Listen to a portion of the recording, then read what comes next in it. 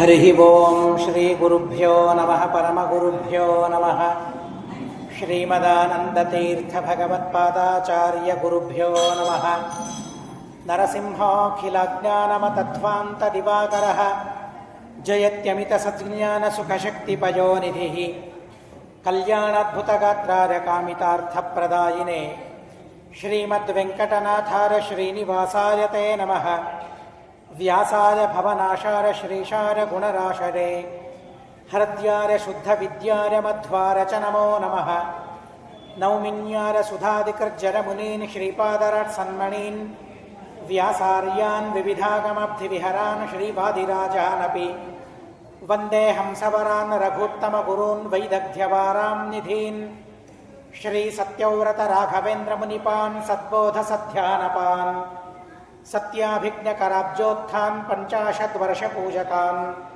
ಸತ್ಯಪ್ರಮೋದತೀರ್ಥಾರ್ಯಾನ್ ನೌಮಿನ್ಯಾರ ಸುಧಾರತಾನ್ ಶಾಸ್ತ್ರೇಷು ಪಾರದರ್ಶ್ವಾನಂ ಶಾಸ್ತ್ರಜ್ಞೇಷು ಚ ವತ್ಸಲಂ ದೀನಭಕ್ತೋದ್ಧಾರಕರಂ ಸತ್ಯಾತ್ಮಾನಂ ಗುರುಂ ಭಜೆ. ಸ್ವಸ್ತ್ಯಸ್ತು ಹರಿ ಓಂ ಹರಿ ಓಂ ಹರಿ ಓಂ. ಇವತ್ತು ಪ್ರಾತಸ್ಮರಣೀಯರಾದ ಪರಮಪೂಜ್ಯರಾದ ಸತ್ಯಪ್ರಮೋದ ತೀರ್ಥ ಶ್ರೀಪಾದಂಗಳವರ ಉತ್ತರಾರಾಧನಾ ಮಹೋತ್ಸವ. ತದಂಗವಾಗಿ ಅವರ ಮಹಿಮೆಯನ್ನು ತಿಳಿಯೋದಕ್ಕಾಗಿ, ಅವರ ಆರಾಧನೆಯನ್ನು ಮಾಡೋದಕ್ಕಾಗಿ ನಾವೆಲ್ಲರೂ ಕೂಡ ಇಲ್ಲಿ ಸೇರಿದ್ದೇವೆ. ಮಹಾಸ್ವಾಮಿಗಳು ಸತ್ಯಾತ್ಮತೀರ್ಥ ಶ್ರೀಪಾದಂಗಳವರು 30 ಶ್ಲೋಕಗಳಿಂದ ಅವರ ಒಂದು ದಿವ್ಯವಾದ ಸ್ತೋತ್ರವನ್ನು ರಚನೆ ಮಾಡಿದ್ದಾರೆ. ಆ ಸ್ತೋತ್ರದಲ್ಲಿ ಅನೇಕ ಮಹಿಮೆಗಳನ್ನು ತಿಳಿಸಿದ್ದಾರೆ. ಅವರಿಗೆ ನಮಸ್ಕಾರ ಮಾಡಬೇಕು ಯಾಕೆ ಅನ್ನೋದಕ್ಕಾಗಿ ಅನೇಕ ಕಾರಣಗಳನ್ನು ಕೊಟ್ಟಿದ್ದಾರೆ. ಯಾಕೆ ಬೇಕು ಕಾರಣ ಅಂತ ತಿಳಿಬೇಕು ನಾವು. ಟೀಕಾಕೃತ್ಪಾದರು ನ್ಯಾಯಸುಧಾದಲ್ಲಿ ಒಂದು ಮಾತು ಹೇಳ್ತಾರೆ, ನಮಸ್ಕಾರವನ್ನು ಚಟ ಅಂತ ಮಾಡಬಾರದು ಅಂತ ಹೇಳ್ತಾರೆ. ನಹಿ ವ್ಯಸನಿತೆಯ ಕ್ರಿಯತೆ. ವಂದನ, ನಮಸ್ಕಾರ ಅಥವಾ ಸ್ತೋತ್ರ ಅದು ಮನುಷ್ಯನ ಚಟವಾಗಬಾರದು ಅಂತ ಹೇಳ್ತಾರೆ. ಅದನ್ನೇ ಬೇಸಾಗಿಟ್ಟುಕೊಂಡು, ಅದನ್ನೇ ಮೂಲವಾಗಿಟ್ಟುಕೊಂಡು ಸತ್ಯಸಂಧ ತೀರ್ಥ ಶ್ರೀಪಾದಂಗಳವರು ನಮ್ಮೆಲ್ಲರ ಪರಿಸ್ಥಿತಿಯನ್ನು ವರ್ಣನೆ ಮಾಡ್ತಾರೆ. ನರಾನ್ ಸ್ತುತ್ವಾ ನೀಚಾನ್ ಉದರಭರಣಾಸಕ್ತ ಹೃದಯ ಅಂತ ಹೇಳ್ತಾರೆ. ನಾವು ನಮಸ್ಕಾರ ಮಾಡ್ತೇವೆ. ಯಾಕಾಗಿ ನಮಸ್ಕಾರ ಮಾಡ್ತೇವೆ? ಉದರಭರಣಾಸಕ್ತ ಹೃದಯರಾಗಿ ನಮಸ್ಕಾರವನ್ನು ಮಾಡ್ತೇವೆ. ಹೊಟ್ಟೆ ತುಂಬಿಕೊಳ್ಳಬೇಕು. ಉದರಭರಣದಲ್ಲಿ ಆಸಕ್ತ ಹೃದಯ. ನಮ್ಮನ್ನು ನಾವು ಅನ್ವಯ ಮಾಡಿಕೊಂಡ್ರೆ ಆ ಶ್ಲೋಕಕ್ಕೆ ಸರಿಯಾಗಿ ನಾವು ಸರಿ ಹೊಂದಿಬಿಡ್ತೇವೆ. ಯಾಕೆ ನಾನು ನಮಸ್ಕಾರ ಮಾಡ್ತೇನೆ? ಯಜಮಾನನಿಗೆ ಆಫೀಸಲ್ಲಿರಬಹುದು ಅಥವಾ ಬೇರೆ ಕಡೆಗೆ ಇರಬಹುದು, ಬೇರೆ ಬೇರೆ ಪ್ರಸಂಗಗಳಲ್ಲಿರಬಹುದು, ಒಬ್ಬರಿಗೆ ಅಂತ ಅಲ್ಲ. ಇವತ್ತು ನಾನು ನಮಸ್ಕಾರ ಮಾಡೋದಕ್ಕೆ ಕಾರಣವನ್ನು ನಾನು ಹುಡುಕಾಡಿದರೆ, ಯಾಕೆ ನಾನು ನಮಸ್ಕಾರ ಮಾಡ್ತಾ ಇದ್ದೇನೆ ಅಂತ ತಿಳಿದರೆ ಅದಕ್ಕೆ ಉತ್ತರಗಳೆಷ್ಟು ಬರ್ತವೆ, ಎಷ್ಟು ಸಿಗುತ್ತವೆ? ಯಾರಿಗಾದರೂ ನಮಸ್ಕಾರ ಮಾಡಿದರೆ ಅದಕ್ಕೆ ಸಮಾಧಾನಗಳು ಎಷ್ಟು ಸಿಗುತ್ತದೆ? ಉದರಭರಣಾಸಕ್ತ ಹೃದಯ. ನರಾನ್ ಸ್ತುತ್ವ ನೀಚಾನ್. ನೀಚರಾದ ಜನರ ಸ್ತೋತ್ರವನ್ನು, ಅವರಿಗೆ ನಮಸ್ಕಾರವನ್ನು ನಾವು ಮಾಡ್ತೇವೆ ಅಂತ ಸತ್ಯಸಂಧ ತೀರ್ಥ ಶ್ರೀಪಾದಂಗಳವರು ನಮ್ಮ ಪರಿಸ್ಥಿತಿಯನ್ನು ಹೇಳ್ತಾರೆ. ಕೆಲವು ಬಾರಿ ದೊಡ್ಡವರಿಗೂ ನಮಸ್ಕಾರ ಮಾಡ್ತೇವೆ, ಆದರೆ ಉದ್ದೇಶ ಉದರಭರಣಾಸಕ್ತ ಹೃದಯ.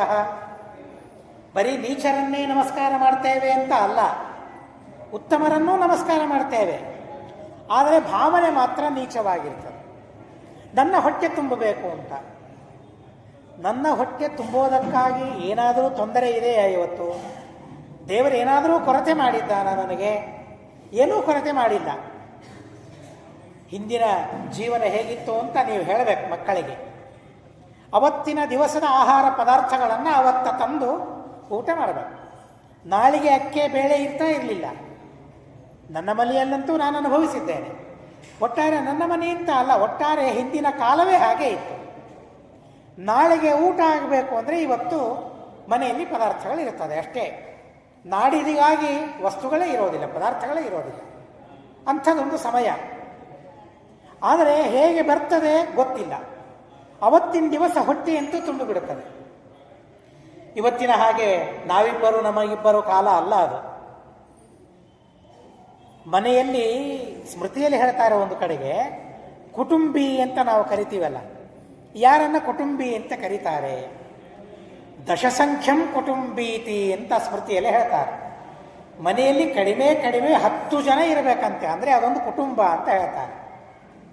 ಇವತ್ತು ಆ ಕುಟುಂಬದ ಅರ್ಥ ಎಷ್ಟು ಸಣ್ಣದಾಗಿ ಹೋಗ್ಬಿಟ್ಟಿದೆ. ತಾತ್ಪರ್ಯ ನಾನು ಹೇಳೋದು, ಅಂದರೆ ಹೊಟ್ಟೆ ತುಂಬೋದಕ್ಕಾಗಿ ಎಷ್ಟು ಬೇಕೋ ಅಷ್ಟು ದೇವರು ಕೊಟ್ಟೇ ಕೊಡ್ತಾನೆ. ಆದರೂ ಕೂಡ ಸಾಮಾನ್ಯವಾಗಿ ಹೊಟ್ಟೆ ತುಂಬಿದರೆ ನನ್ನ ನಾಲಿಗೆ ಕೇಳೋದಿಲ್ಲ, ನನ್ನ ಹೊಟ್ಟೆ ಕೇಳೋದಿಲ್ಲ. ವಿಶಿಷ್ಟವಾಗಿ ತುಂಬಬೇಕು ನನ್ನ ಹೊಟ್ಟೆ ಅಂತ ನನಗೆ ಅಪೇಕ್ಷೆ. ಅದಕ್ಕಾಗಿ ಬೇಡದ ಸ್ತೋತ್ರಗಳನ್ನು ನಾನು ಮಾಡ್ತೇನೆ. ಅದಕ್ಕಾಗಿಯೇ ದೊಡ್ಡವರಲ್ಲಿ ಸಣ್ಣವರಲ್ಲಿ ಎಲ್ಲರನ್ನೂ ಅದೇ ರೀತಿಯಾಗಿ ನಾನು ಸ್ತೋತ್ರ ಮಾಡ್ತೇನೆ, ಅದೇ ಉದ್ದೇಶದಿಂದ ಸ್ತೋತ್ರ ಮಾಡ್ತೇನೆ.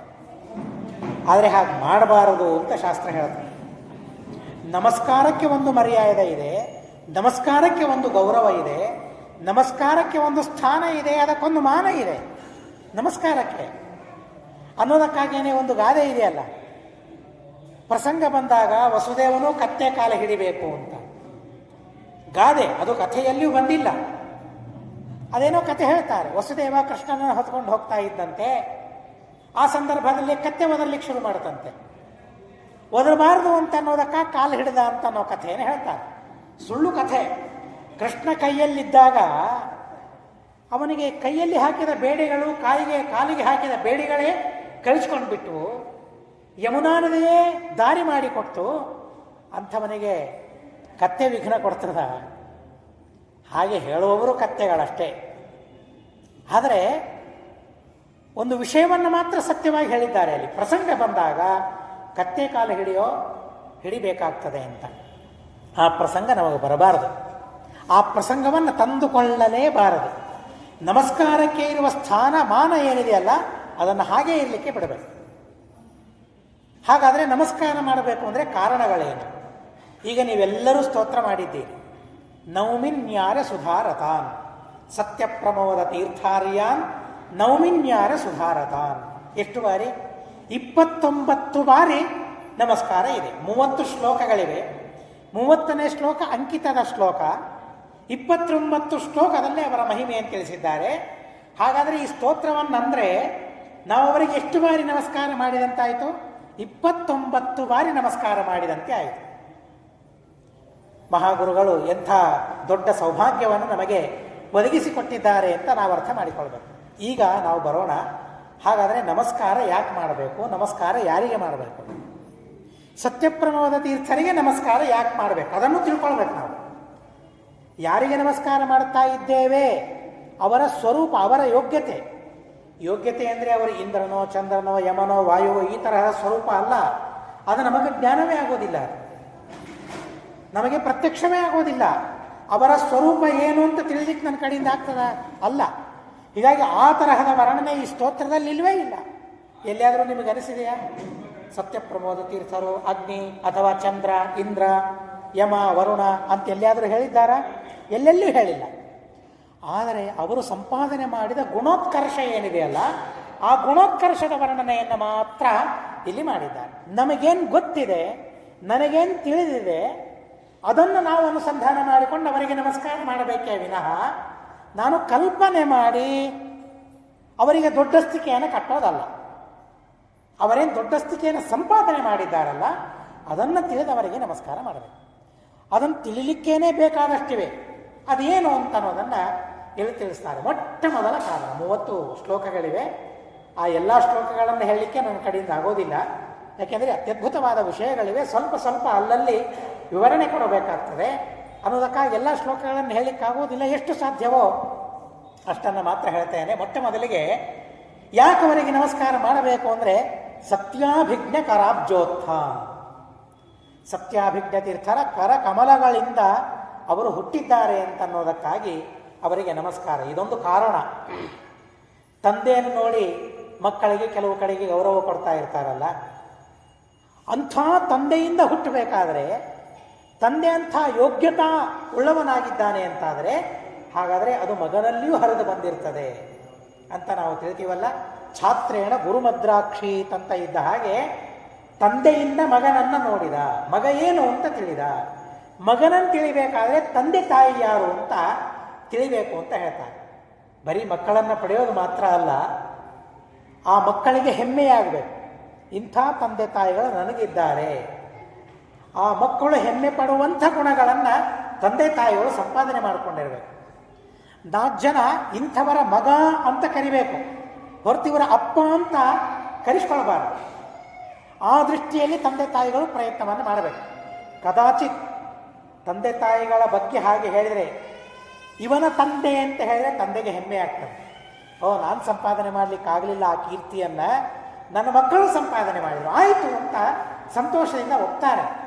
ಇಲ್ಲಿ ಆದರೆ ಯಾರು ಇವರಿಗೆ ಜನಕರು, ಯಾರು ತಂದೆಯವರು ಅಂದರೆ ಸತ್ಯಾಭಿಜ್ಞ ಕರಾಬ್ಜೋತ್ಥ, ಸತ್ಯಾಭಿಜ್ಞ ತೀರ್ಥ ಶ್ರೀಪಾದಂಗಳವರ ಕರಕಮಲ ಸಂಜಾತರಿವರು. ಅದಕ್ಕೆ ನಾನು ಆವಾಗ ಹೇಳ್ತಾ ಇರ್ತೇನೆ, ಈ ಎಲ್ಲ ಯತಿಗಳೇನಿದ್ದಾರಲ್ಲ, ಈ ಯತಿಗಳು ತ್ರಿಜ ಇವರು. ನಮ್ಮನ್ನೆಲ್ಲ ಏನಂತ ಕರೀತಾರೆ? ದ್ವಿಜರು ಅಂತ ಕರೀತಾರೆ. ತಂದೆ ತಾಯಿಗಳಿಂದ ಒಂದು ಹುಟ್ಟು ನಮಗೆ, ಗಾಯತ್ರಿ ಉಪದೇಶದಿಂದ ಮತ್ತೊಂದು ಜನ್ಮ, ಆ 2ನೇ ಜನ್ಮವಾಗಿದೆ ಅನ್ನೋದಕ್ಕಾಗಿ ನಮ್ಮನ್ನು ದ್ವಿಜ ಅಂತ ಕರೀತಾರೆ. 2 ಬಾರಿ ನಮ್ಮ ಜನನ, ಗಾಯತ್ರಿಯಿಂದ 2ನೇ ಬಾರಿ, ಮೊದಲನೇ ಬಾರಿ ತಾಯಿಯಿಂದ. ಹೀಗೆ ನಾವು ದ್ವಿಜರು. ಯತಿಗಳು ತ್ರಿಜರವರು. ತಾಯಿಯಿಂದ ಜನನ, ಗಾಯತ್ರಿ ಜನನ, ಜೊತೆಗೆ ಗುರುಗಳ ಕರ ಕಮಲ ತಲೆ ಮೇಲೆ ಇಟ್ಟಾಗ ಅದು 3ನೇ ಜನ್ಮ ಅವರದ್ದವರಿಗೆ. ಹೀಗಾಗಿ ವರಕುಮಾರರು, ಸುಧೀಂದ್ರ ವರಕುಮಾರರು ಅಂತ ಕರೀತೇವೆ. ಹಾಗೆ ಇವರು ಸತ್ಯಾಭಿಜ್ಞ ತೀರ್ಥರ ವರಕುಮಾರರು, ಸತ್ಯಾಭಿಜ್ಞ ತೀರ್ಥರ ಪುತ್ರರು ಇವರು. ಯಾಕೆಂದರೆ ತಲೆ ಮೇಲೆ ಕೈ ಇಟ್ಟರೆ ಮತ್ತೊಂದು ಜನ್ಮವೇ ಅವರಿಗೆ ಬಂದು ಬಿಡುತ್ತದೆ. ಪರಮ ವೈರಾಗ್ಯ ಭೂಯಿಷ್ಠವಾದ ಜನ್ಮ ಅವರಿಗೆ ಬಂದುಬಿಡುತ್ತದೆ. ಹೀಗಾಗಿ ಅಂಥ ಮಹಾನುಭಾವರಿಂದ ಜನ್ಮವನ್ನು ತಾಳಿದವರು. ಹೀಗಾಗಿ ನಮಸ್ಕಾರ ಮಾಡಬೇಕು. ಅವರದೇನು ದೊಡ್ಡಸ್ತಿಕೆ ಅಂತ ಅಂದರೆ, ನಾವು ಕೇಳ್ತೇವೆ, ಅವರ ಸ್ತೋತ್ರವನ್ನು ಮಹಾಸ್ವಾಮಿಗಳು ಮಾಡಿದ್ದಾರೆ. ಸತ್ಯಾತ್ಮತೀರ್ಥ ಶ್ರೀಪಾದಂಗಳವರು ಸತ್ಯಾಭಿಜ್ಞ ತೀರ್ಥರ ಸ್ತೋತ್ರವನ್ನು ಮಾಡಿದ್ದಾರೆ. ರಾಮೇಶ್ವರ ಯಾತ್ರೆಯನ್ನು ಮಾಡ್ತಾ ಇದ್ದರಂತೆ ಸತ್ಯಾಭಿಜ್ಞ ತೀರ್ಥರು. ಜೊತೆಗೆ ಸಂಸ್ಥಾನ ಇದೆ, ಹಡಗಿನಲ್ಲಿ ಹೋಗ್ತಾ ಇದ್ದಾರೆ. ಸಂಸ್ಥಾನ ಅಂದರೆ ಸಾಮಾನ್ಯ ಅಲ್ಲ. ಬ್ರಹ್ಮಕರಾರ್ಚಿತ ಮೂಲಸೀತಾ ಮೂಲರಾಮ ಪ್ರತಿಮೆಗಳು, ಶ್ರೀಮದಾಚಾರ್ಯ ಕರಾರ್ಚಿತ ದಿಗ್ವಿಜಯರಾಮ ಮುಂತಾದ ಪ್ರತಿಮೆಗಳು, 28 ಪ್ರತಿಮೆಗಳು ಶ್ರೀಮಠದಲ್ಲಿ ಇವೆ. 28 ಪ್ರತಿಮೆಗಳು ಶ್ರೀಮಠದಲ್ಲಿ ಇವೆ.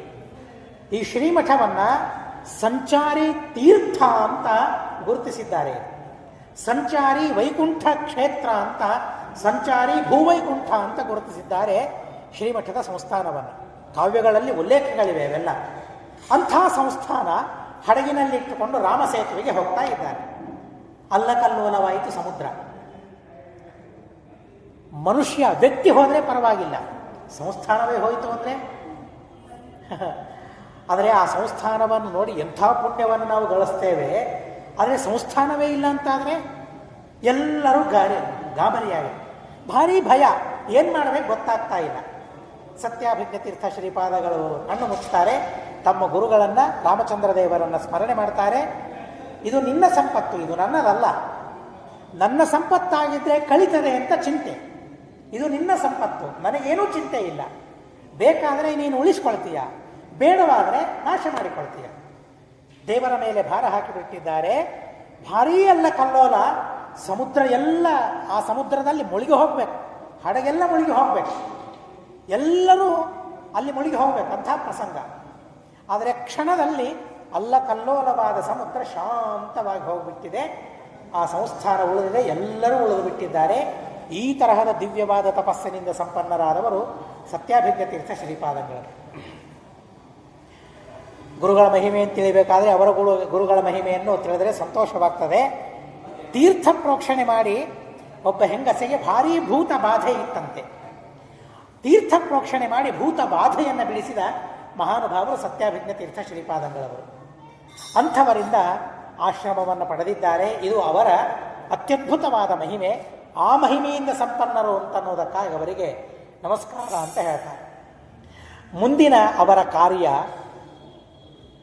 50 ವರ್ಷ ಪೂಜಕ.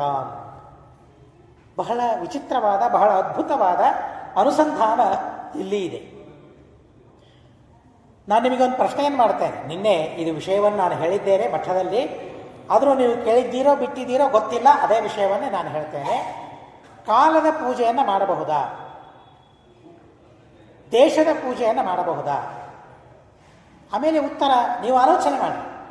ನಾನು ನನ್ನ ವಿಚಾರವನ್ನು ನಾನು ಹೇಳ್ತೇನೆ, ನೀವು ಆಮೇಲೆ ವಿಚಾರವನ್ನು ಮಾಡಿ ಏಕಾಂತದಲ್ಲಿ. ಕಾಲದ ಪೂಜೆಯನ್ನು, ದೇಶದ ಪೂಜೆಯನ್ನು ಮಾಡಬಹುದಾ? ಈ ಪ್ರಶ್ನೆ ಮಾಡಿದ ಕೂಡಲೇ ಮತ್ತೊಂದು ಪ್ರಶ್ನೆ ಬರ್ತದೆ, ಮಾಡಬೇಕಾ ಅಂತ ಪ್ರಶ್ನೆ ಬರ್ತದೆ. ಹೌದು ಅಲ್ವೋ? ದೇವರ ಪೂಜೆಯನ್ನು ಮಾಡಬಹುದಾ ಅಂತ ಕೇಳಿದ್ರೇನೆ ದೇವರ ಪೂಜೆಯನ್ನು ಮಾಡಬೇಕಾ ಅಂತ ನಾವು ಪ್ರಶ್ನೆ ಮಾಡ್ತೇವೆ. ಸಂಧ್ಯಾ ವಂದನೆ ಮಾಡಬೇಕಾ ಅಂತ ಪ್ರಶ್ನೆ ಮಾಡ್ತೇವೆ. ಕಾಲದ ಪೂಜೆಯನ್ನು ಮಾಡಬೇಕು ಅಂತ ಹೇಳಿದಾಗ ಕಾಲದ ಪೂಜೆಯನ್ನು ಮಾಡಬೇಕಾ ಅನ್ನೋ ಪ್ರಶ್ನೆ ಸಹಜ. ಆದರೆ ಕಾಲದ ಪೂಜೆಯನ್ನು ನಾವು ಮಾಡಬೇಕು. ಹೇಗೆ ಮಾಡಲಿಕ್ಕಾಗ್ತದೆ? ದೇವರ ಪ್ರತಿಮೆ ಇತ್ತು ಅಂದರೆ ಅಭಿಷೇಕ ಮಾಡಬಹುದು, ಆವಾಹನ ಮಾಡಬಹುದು, ಅರ್ಚನೆ ಮಾಡಬಹುದು, ನೈವೇದ್ಯವನ್ನು ಸಮರ್ಪಣೆ ಮಾಡಬಹುದು, ಮಂಗಳಾರತಿಯನ್ನು ಮಾಡಬಹುದು, ಪ್ರದಕ್ಷಿಣೆ ನಮಸ್ಕಾರಗಳನ್ನು ಮಾಡಬಹುದು. ಕಾಲಕ್ಕೇನು ಮಾಡ್ತೇವೆ? ಕಾಲಕ್ಕೇನು ಮಾಡಲಿಕ್ಕಾಗ್ತದೆ? ಅಭಿಷೇಕ ಮಾಡಲಿಕ್ಕಾಗ್ತದ? ಕಾಲಕ್ಕೆ ಅರ್ಚನೆ ಮಾಡಲಿಕ್ಕಾಗ್ತದ?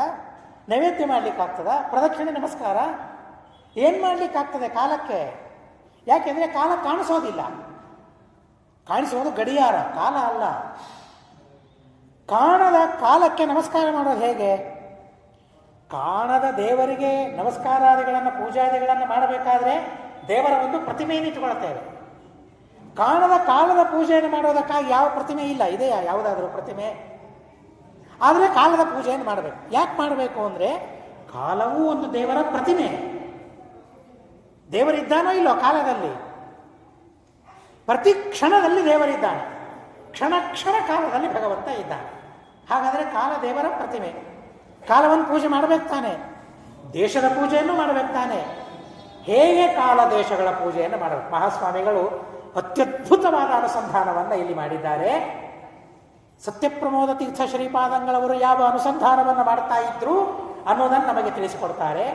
ಒಂದು ಹೊಸದಾದ ದಾರಿಯನ್ನು ನಮಗೆ ಮಾಡಿಕೊಡ್ತಾರೆ.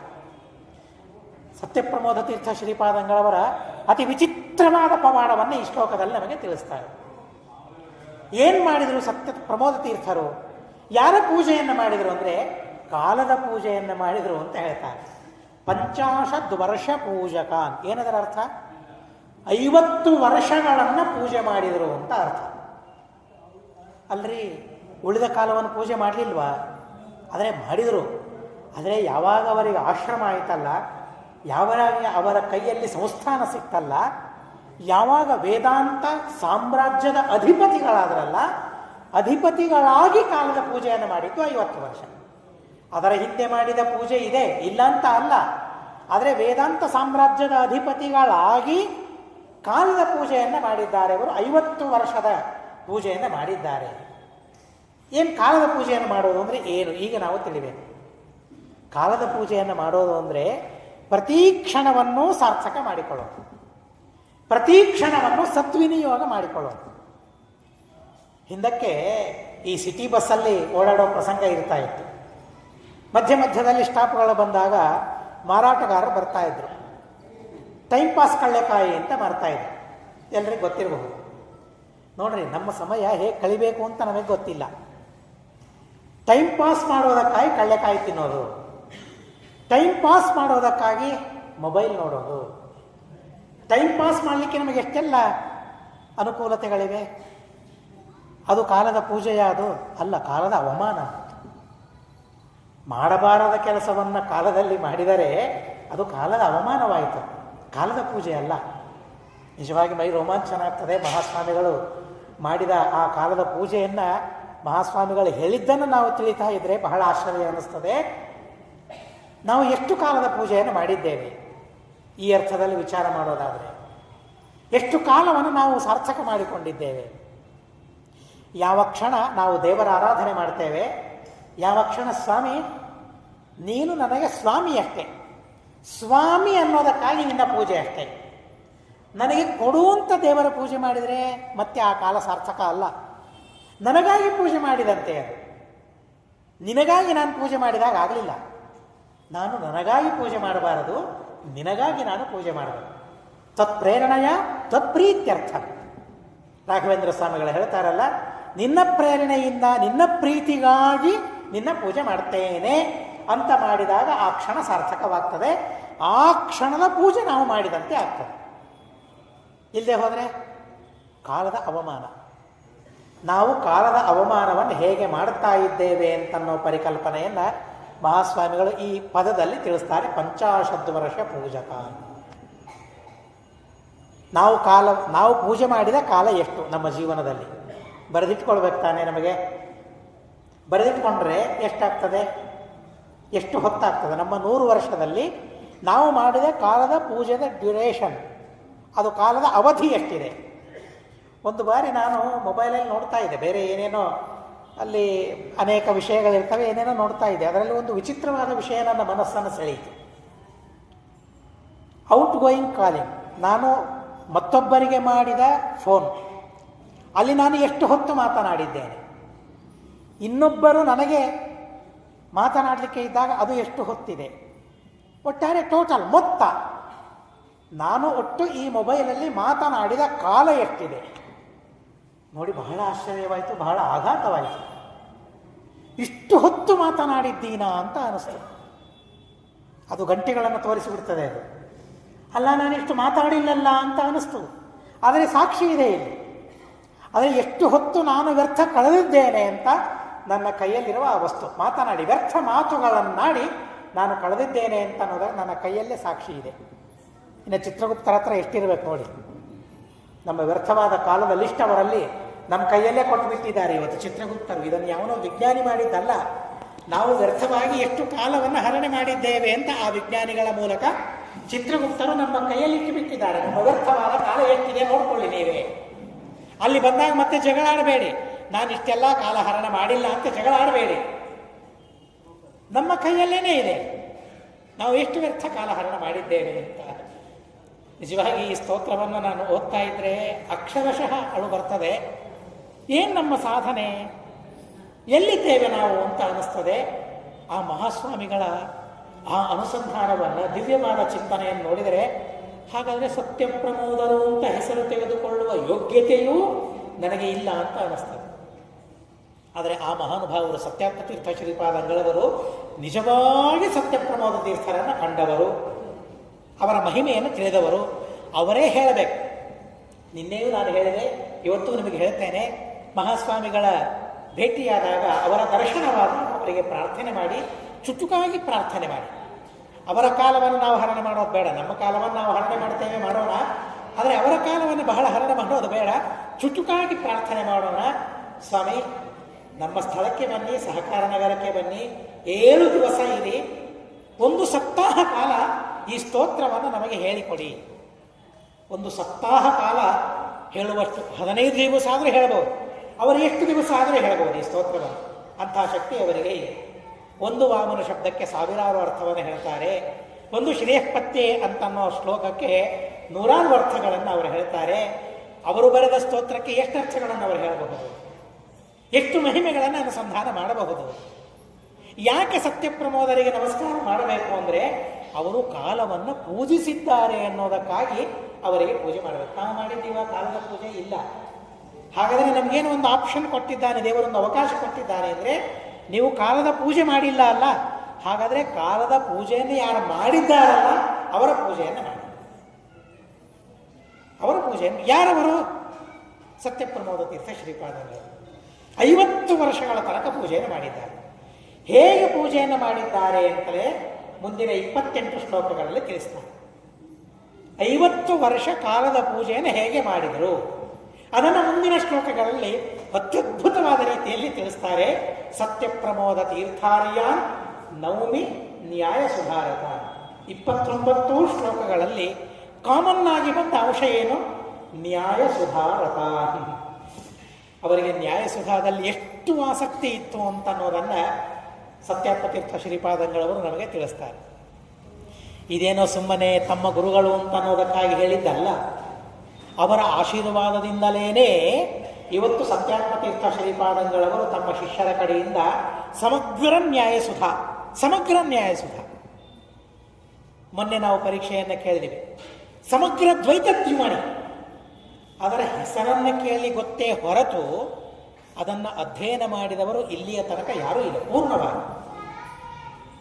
ಮಹಾಸ್ವಾಮಿಗಳು ಆಚಾರ್ಯರು ಹೇಳಿದರು, ಗುರುರಾಜಾಚಾರ್ಯರು ಅದನ್ನು ಅನುವಾದ ಮಾಡಿ ಒಪ್ಪಿಸಿದ ಆಚಾರ್ಯರು ಹೇಳಿದರು, ರಾತ್ರಿ 2 ಗಂಟೆಗೆ, ರಾತ್ರಿ 3 ಗಂಟೆಗೆ ಪಾಠವನ್ನು ಹೇಳಬೇಕಂತೆ. ನಾವು ಸಮಯ ಕೊಡ್ತೀವಿ ಆ ಸ್ವಾಮಿಗಳಿಗೆ ಪಾಠ ಹೇಳಲಿಕ್ಕೆ. 12ಕ್ಕೆ ಹೇಳಬೇಕು, ಬೆಳಗ್ಗೆ 6ಕ್ಕೆ ಹೇಳಬೇಕು ಅಂದರೆ ಕೊಡ್ತೀವ? ಇಲ್ಲ. 6ರಿಂದ ಪಾದಪೂಜೆ ಪ್ರಾರಂಭ, ಅದಾದ ಮೇಲೆ ಮುದ್ರಾಧಾರಣೆ, ಅದಾದ ಮೇಲೆ ದೇವರ ಪೂಜೆ, ಅದಾದ ಮೇಲೆ ಮಂತ್ರಾಕ್ಷತೆ, ಹೀಗೆ ಅವರ ಎಲ್ಲ ಸಮಯವನ್ನು ನಾವು ಕಸ್ಕೊಂಡ್ಬಿಟ್ಟಿದ್ದೇವೆ. ಹಾಗಾದರೆ ಅವರು ಯಾವಾಗ ಪಾಠ ಹೇಳಬೇಕು? ಪಾಠ ಹೇಳಲಿಕ್ಕೆ ಅವಕಾಶ ಯಾವಾಗ ಅವರಿಗೆ? ರಾತ್ರಿ 2 ಗಂಟೆಗೆ 3 ಗಂಟೆಗೆ ಪಾಠವನ್ನು ಹೇಳ್ತಾ ಇದ್ರು. ಪಾಠವನ್ನು ಹೇಳಿ ನಮ್ಮನ್ನು ತಯಾರು ಮಾಡಿದ್ದಾರೆ ಅಂತ ಆ ಆಚಾರ್ಯರು ಹೇಳಿದರು. ಎಷ್ಟು ದೀಕ್ಷೆ ಅವರಿಗೆ ನೋಡಿ. ಇಂಥ ದೀಕ್ಷೆ ಇದ್ದವರು ತಮ್ಮ ಗುರುಗಳ ಬಗ್ಗೆ ಹೇಳ್ತಾರೆ, ನ್ಯಾಯ ಸುಧಾರಕ 29 ಬಾರಿ ಉದ್ಗಾರ ತೆಗಿಬೇಕಾದರೆ ನ್ಯಾಯಸುಧಾ ಗ್ರಂಥದಲ್ಲಿ ಅವರಿಗೆ ಎಷ್ಟು ಆಸಕ್ತಿ ಇತ್ತು ಅಂತ ಅನ್ನೋದನ್ನು ನಾವು ಗಮನಿಸಬೇಕು. ಮೊದಲನೇ ನ್ಯಾಯಸುಧಾಮಂಗಳ ಮಳಖೇಡದಲ್ಲಿ ಮಾಡಿದರು. ನಮ್ಮ ಸ್ವಾಮಿಗಳು ಕೂಡ ಮೊದಲನೇ ಸುಧಾಮಂಗಳವನ್ನು ಮಳಖೇಡದಲ್ಲಿ ಮಾಡಿದರು. ಆ ನ್ಯಾಯಸುಧಾಮಂಗಳದಲ್ಲಿ ನಾನು ಒಬ್ಬ ವಿದ್ಯಾರ್ಥಿ. ಮಳಖೇಡದಲ್ಲಿ ನ್ಯಾಯಸುಧಾಮಂಗಳ ಹಿರಿಯ ಸ್ವಾಮಿಗಳು ನ್ಯಾಯಸುಧಾಮಂಗಳವನ್ನು ಮಾಡಿದರು. ಅನುವಾದ ಆಗಬೇಕು. ಅನುವಾದವನ್ನು ಪರೀಕ್ಷೆ ಮಾಡೋದಕ್ಕಾಗಿ ಘನ ವಿದ್ವಾಂಸರು ಬಂದರಂತೆ. ಹೇಗೆ ಹೇಳ್ತಾರೆ ನೋಡೋಣ ಇವರು ಅಂತ.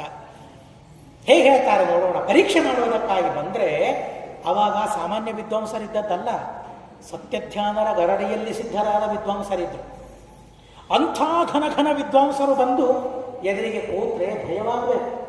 ಆದರೆ ಯಾವ ಭಯವಿಲ್ಲದೆ ನಿರಾತಂಕವಾಗಿ ನಿರರ್ಗಳವಾಗಿ ಸುಧಾ ಅನುವಾದವನ್ನು ಮಾಡ್ತಾ ಹೋದರೆ ಆ ಘನ ವಿದ್ವಾಂಸರು ಉದ್ಗಾರ ತೆಗೆದರಂತೆ. ನಮಗೂ ತಿಳಿಯದ ವಿಷಯಗಳು ಇವತ್ತು ನಮಗೆ ಸ್ಪಷ್ಟವಾದವು ಅಂತ ಆ ಎಲ್ಲ ವಿದ್ವಾಂಸರು ಹೇಳಿದರಂತೆ. ಇದು ಸತ್ಯಪ್ರಮೋದ ತೀರ್ಥ ಶ್ರೀಪಾದಂಗಳವರು ಮಾಡಿದ ಆ ಸುಧಾ ಅನುವಾದ. ಆ ಸುಧಾ ಅನುವಾದವನ್ನು ಸಿದ್ಧ ಮಾಡಿಕೊಳ್ಳಬೇಕಾದರೆ ಹಗಲು ರಾತ್ರಿ ಕುಳಿತುಕೊಳ್ತಾ ಇದ್ದರು. ಅವರ ಪಾದ ಸೇವೆಯನ್ನು ಮಾಡೋದಕ್ಕಾಗಿ 2 ಆಚಾರ್ಯರಿದ್ದರಂತೆ. ಒಬ್ಬರು ಬಹುಶಃ ಗಲಗಲಿ ನಾರಾಯಣಾಚಾರ್ಯರು ಅಂತ ಅನಿಸ್ತು ನನಗೆ ಹೆಸರು, ಆನಂದ ತೀರ್ಥಾಚಾರ್ಯರು.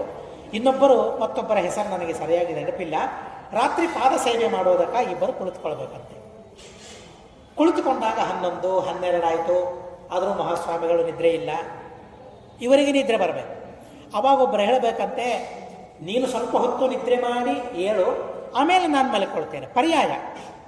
ಹೀಗೆ ಪರ್ಯಾಯದಿಂದ ಒಬ್ಬರು ಮಲಗಿಕೊಂಡು ಒಬ್ಬರು ಎಚ್ಚರ ಇರೋಣ. ಯಾಕೆಂದರೆ ಯಾವಾಗ ಸ್ವಾಮಿಗಳು ನಿದ್ರೆಗೆ ಉಪಕ್ರಾಂತರಾಗ್ತಾರೆ ಆವಾಗ ನಾವು ಪಾದ ಸೇವೆಯನ್ನು ಮಾಡಬೇಕು. ಹೀಗಾಗಿ ಅವರು ಪಾಳಿ ಹಾಕ್ಕೊಂಡ್ರಂತೆ. ಒಬ್ಬರು ಮಲಗೋದು, ಮತ್ತೊಬ್ಬರು ಎಚ್ಚರವಾಗಿರೋದು. ಇನ್ನೊಬ್ಬ ಸ್ವಾಮಿಗಳು ಯಾರಿದ್ದಾರೆ, ನೀ ಸ್ವಲ್ಪ ಮಲ್ಕೋ, ನಾನು ಸ್ವಲ್ಪ ಓದ್ತೇನೆ ಅಂತ ಇಬ್ಬರು ಇಲ್ಲ ಅಲ್ಲಿ. ಅವರೊಬ್ಬರೇ ಅಧ್ಯಯನ ಮಾಡೋದಕ್ಕಾಗಿ ಒಬ್ಬರೇ ಅವರು. 12 ಆಯಿತು, 1 ಆಯಿತು, 2 ಆಯಿತು, 3 ಆಯಿತು.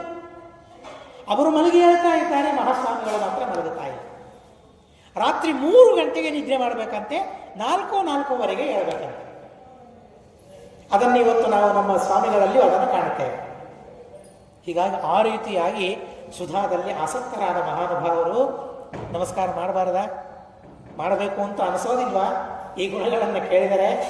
ಆದ್ದರಿಂದ ಅವರಿಗೆ ನಮಸ್ಕಾರ ಮಾಡೋಣ ಅಂತ ಸ್ತೋತ್ರದಲ್ಲಿ ಹೇಳ್ತಾರೆ. ಮತ್ತೆ ಹೇಗೆ ಕಾಲದ ಪೂಜೆಯನ್ನು ಮಾಡಿದರು? ಸುಧಾ ಪಂಡಿತ ನಿರ್ಮಾತೃನ್. ಆ ಕಾಲವನ್ನು ಹೇಗೆ ಸದ್ವಿನಿಯೋಗ ಮಾಡಿಕೊಂಡ್ರು ಅಂದರೆ, ಸುಧಾ ಪಂಡಿತರನ್ನು ನಿರ್ಮಾಣ ಮಾಡೋದಕ್ಕಾಗಿ ಕಾಲವನ್ನು ಬಳಸಿಕೊಂಡ್ರು. ದೇವರು ಕೊಟ್ಟ ಕಾಲ ಅಲ್ವಾ ಅದು? ಯಾರು ಕೊಟ್ಟಿದ್ದಾರೆ ಕಾಲವನ್ನು ನಮಗೆ? ಸಮಯ ಯಾರು ಕೊಟ್ಟಿದ್ದಾರೆ? ಇದೇ ರೀ ಅಂತ ಅಂತೇವೆ. ಇದೇ ಸಮಯ ಕೊಡೋದೇನು? ಯಾರ್ಯಾಕೆ ಕೊಡಬೇಕು ಅದನ್ನು ಅಂತ ನಾವು ಅಂತೇವೆ.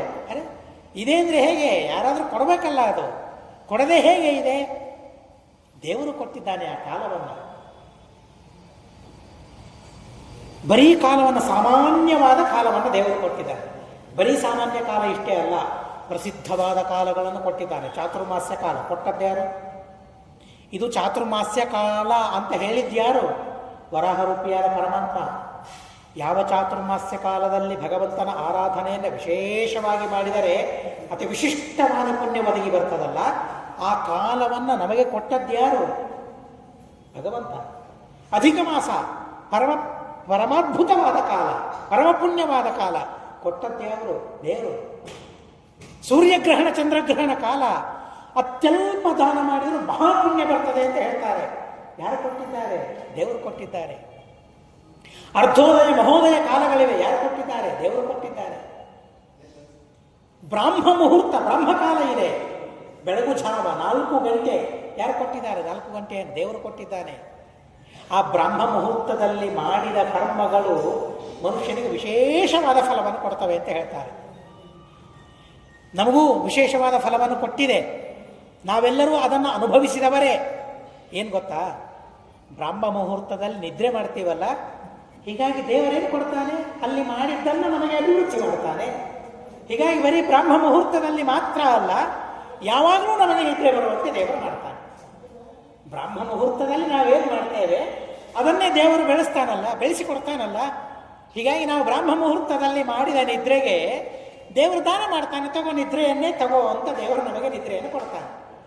ಹೀಗಾಗಿ ಯಾವಾಗ ನೋಡಿದ್ರೂ ನಿದ್ರೆಯಲ್ಲಿ ನಾವಿರ್ತೇವೆ. ಯಾವಾಗ ನೋಡಿದ್ರೂ ನಿದ್ರೆ ಇರಲಿ.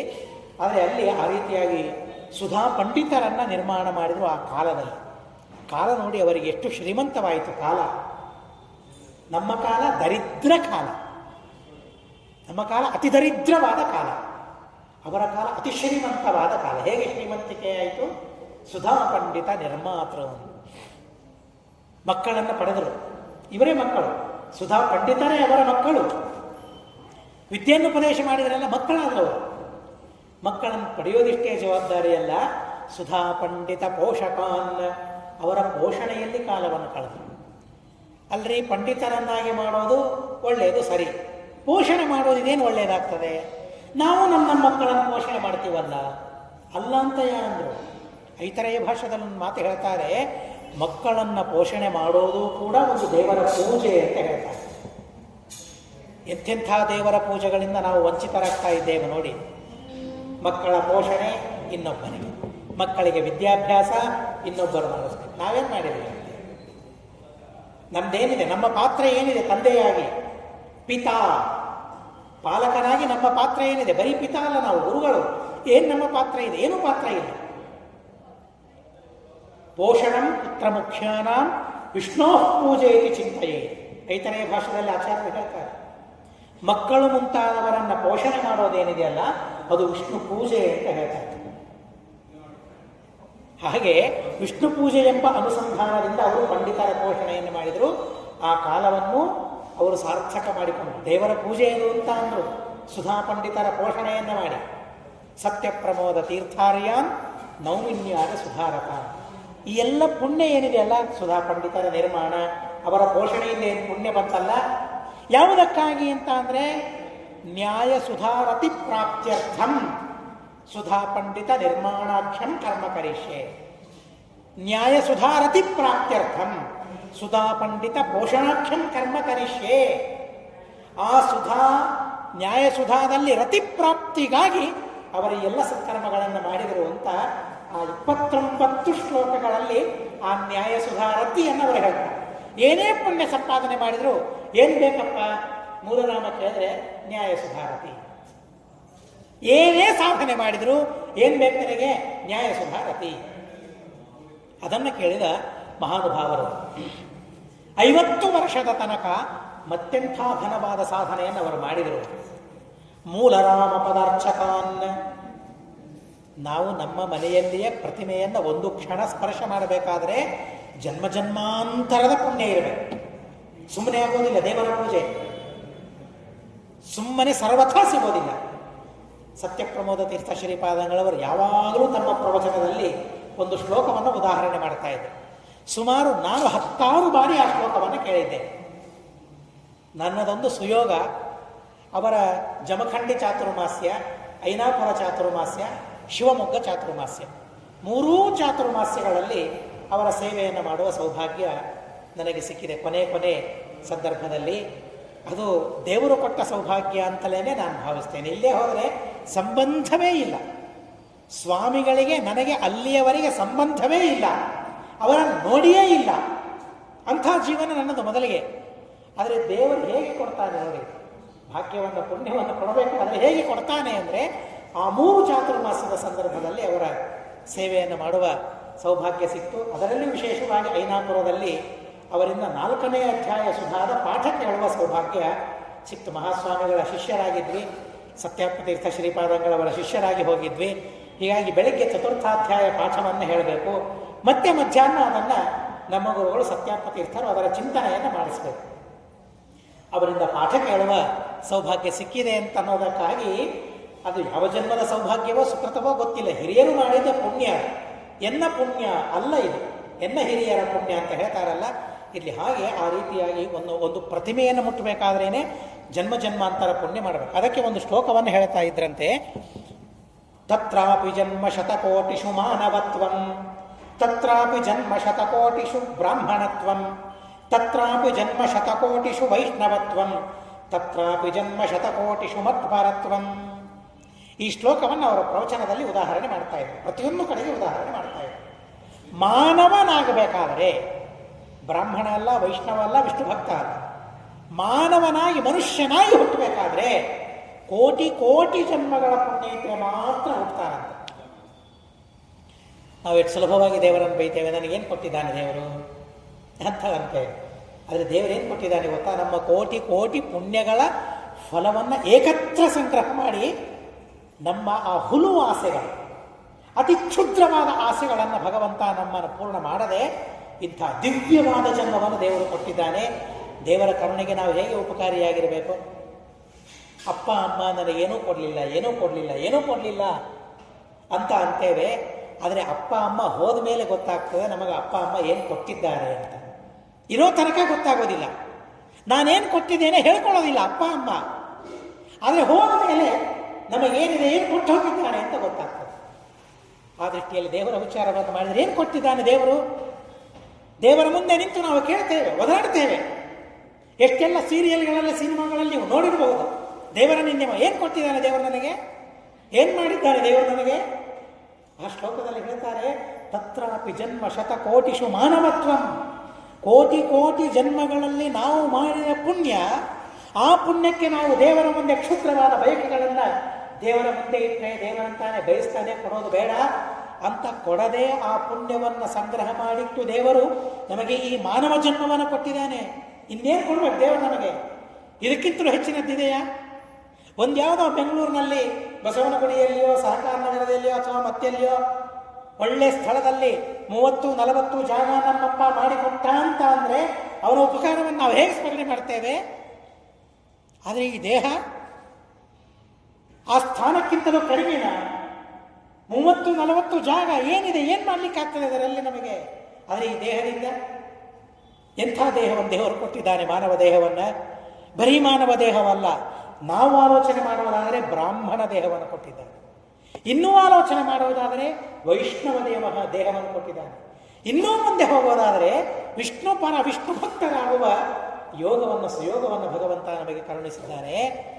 ಇದನ್ನು ಆ ಗುರುಗಳಿಗೆ ನಾವು ಸಮನ್ವಯ ಮಾಡಿದರೆ, ಸತ್ಯಪ್ರಮೋದ ತೀರ್ಥರಿಗೆ ಸಮನ್ವಯ ಮಾಡಿದರೆ, ಒಂದು ಕ್ಷಣ ದೇವರ ಪ್ರತಿಮೆಯನ್ನು ಮುಟ್ಟೋದಲ್ಲ, ಒಂದು ಕ್ಷಣ ಯಾವುದೋ ಪ್ರತಿಮೆಯನ್ನು ಮುಟ್ಟೋದಲ್ಲ, ಒಂದು ಕ್ಷಣ ಶ್ರೀಮದಾಚಾರ್ಯ ಕರಾರ್ಚಿತ ಪ್ರತಿಮೆಗಳನ್ನು ಕಣ್ಣಿಂದ ನೋಡಬೇಕಾದ್ರೇ ಕೋಟಿ ಕೋಟಿ ಕೋಟಿ ಜನ್ಮಗಳ ಪುಣ್ಯ ಬೇಕು ಅಂತ ಹೇಳ್ತಾರೆ. ಸಾಮಾನ್ಯ ಅಲ್ಲ. ಇನ್ನೊಂದು ಬಾರಿ ನಾವು ಸಂಸ್ಥಾನಕ್ಕೆ ಹೋದಾಗ, ಶ್ರೀಮಠಕ್ಕೆ ಹೋದಾಗ ರಾಮದೇವರ ದರ್ಶನವಾಗಬೇಕಾದ್ರೆ ಈ ಭಾವನೆ ನಮಗೆ ಬರಬೇಕು. ಅಪ್ಪ ಯಾವ ಜನ್ಮದ ಪುಣ್ಯವೋ ಗೊತ್ತಿಲ್ಲ, ನಿನ್ನನ್ನು ನೋಡುವ ಸೌಭಾಗ್ಯ ನನಗೆ ಕೊಟ್ಟಿದ್ದಿ ಅಂತ ಭಗವಂತನ ಉಪಕಾರವನ್ನು ನಾವು ಸ್ಮರಣೆ ಮಾಡಿಕೊಳ್ಳಬೇಕಂತೆ. ಕ್ಷಣ ನೋಡುವ ಸೌಭಾಗ್ಯ ಅಲ್ಲ, ಒಂದು ಕ್ಷಣ ಮುಟ್ಟುವ ಸೌಭಾಗ್ಯ ಅಲ್ಲ, 50 ವರ್ಷಗಳ ತನಕ ಶ್ರೀಮದಾಚಾರ್ಯರ ಕರಾರ್ಚಿತ 28 ಪ್ರತಿಮೆಗಳನ್ನು ಮುಟ್ಟಿ ಪೂಜೆ ಮಾಡುವ ಸೌಭಾಗ್ಯ ಏನಿದೆಯಲ್ಲ, ಅಂಥ ಸೌಭಾಗ್ಯವನ್ನು ಪಡೆದವರು ಮಹಾನುಭಾವರು ಸತ್ಯಪ್ರಮೋದ ತೀರ್ಥ ಶ್ರೀಪಾದಂಗಳವರು ಅಂತ ಸ್ತೋತ್ರ ಮಾಡ್ತಾರೆ. ಮೊನ್ನೆ ಮಹಾಸ್ವಾಮಿಗಳು ಒಂದು ಮಾತನ್ನು ಹೇಳ್ತಾ ಇದ್ರು, ಗುರುಗಳ ಮಹಿಮೆಯನ್ನು ಹೇಳ್ತಾ ಇದ್ರು. ಮಳಖೇಡದಲ್ಲಿ ಅವರ ಕೊನೆ ಕಾಲ ನಡಿಲಿಕ್ಕಾಗ್ತಾ ಇಲ್ಲ, ಅವರಿಗೆ ನಡಿಲಿಕ್ಕಾಗ್ತಾ ಇರಲಿಲ್ಲ. ಕೊನೆಯಲ್ಲಿ ಶಿವಮೊಗ್ಗದಲ್ಲಿ ಒಂದಿಬ್ಬರು ಅವರನ್ನು ಎತ್ತಿಕೊಂಡು ನದಿಗೆ ಹೋಗ್ತಾ ಇದ್ರು.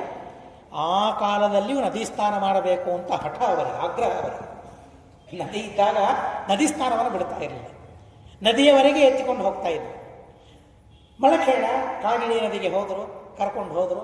ಅಲ್ಲಿ ಸ್ನಾನ ಮಾಡಿದ್ರು. ಸ್ನಾನ ಆದಮೇಲೆ ಹೇಗೆ ಹೊತ್ಕೊಂಡು ಬರೋದು? ಎತ್ಕೊಂಡು ಬರಲಿಕ್ಕಿಲ್ಲ, ಮುಟ್ಟೋ ಹಾಗಿಲ್ಲ ಅವರನ್ನು. ಸ್ನಾನ ಆದ ಮೇಲೆ ಗೃಹಸ್ಥರ ಸ್ಪರ್ಶ ಆಗಲಿಕ್ಕಿಲ್ಲ ಅವರಿಗೆ. ದೇವರ ಪೂಜೆ ಮಾಡಬೇಕಾದ್ರೆ ನೀವು ಗಮನಿಸಿರ್ತೀರಿ, ಕಲ್ಲು ಮಡಿ ಮಠದಲ್ಲಿ ಅವರಿದ್ದ ಕಲ್ಲನ್ನು ಎಡಬಲ ಸೇವಕರು ಮುಟ್ಲಿಕ್ಕಿಲ್ಲ ಪೂಜೆಯಾಗುವ ತನಕ. ಅಂಥ ಮಡಿ. ಅವರು ನೀರು ಕೊಡಬಹುದು, ಉಳಿದುದೆಲ್ಲ ಮಾಡಬಹುದು ಸೇವೆ, ಅವರನ್ನು ಮುಟ್ಟೋ ಹಾಗಿಲ್ಲ ದೇವರ ಪೂಜೆಯಾಗುವ ತನಕ. ಹೀಗಾಗಿ ಮಳಖೇಡ ಈಗ ಹತ್ತಿರ ಇದೆ ಸ್ವಲ್ಪ ಪ್ರವಾಹ, ಆವಾಗ ದೂರ ಇರ್ತಾ ಇತ್ತು ಪ್ರವಾಹ. ಅಲ್ಲಿಂದ ಇಲ್ಲಿ ತನಕ ಬರಬೇಕು. ಹೇಗೆ ಅಂದರೆ ತೊಡೆಯಿಂದ ಸರಿತಾ ಬರಬೇಕಂತೇಳಿ ಹಾಗೆ ಬಂದು ಮೇಲಿನ ತನಕ ಬಂದು ಹೇಗೆ ಮೆಟ್ಟಲನ್ನು ಹತ್ತಿದ್ರೋ, ಹೇಗೆ ಬಂದರೋ ಹಾಗೇನೇ ದೇವರ ಪೂಜೆಯನ್ನು ಮಾಡಬೇಕಂತ, ಮೂಲರಾಮ ದೇವರ ಪೂಜೆಯನ್ನು ಮಾಡಬೇಕಂತ. ಇನ್ನೊಂದು ಮಹಿಮೆಯನ್ನು ಹೇಳಿದರು.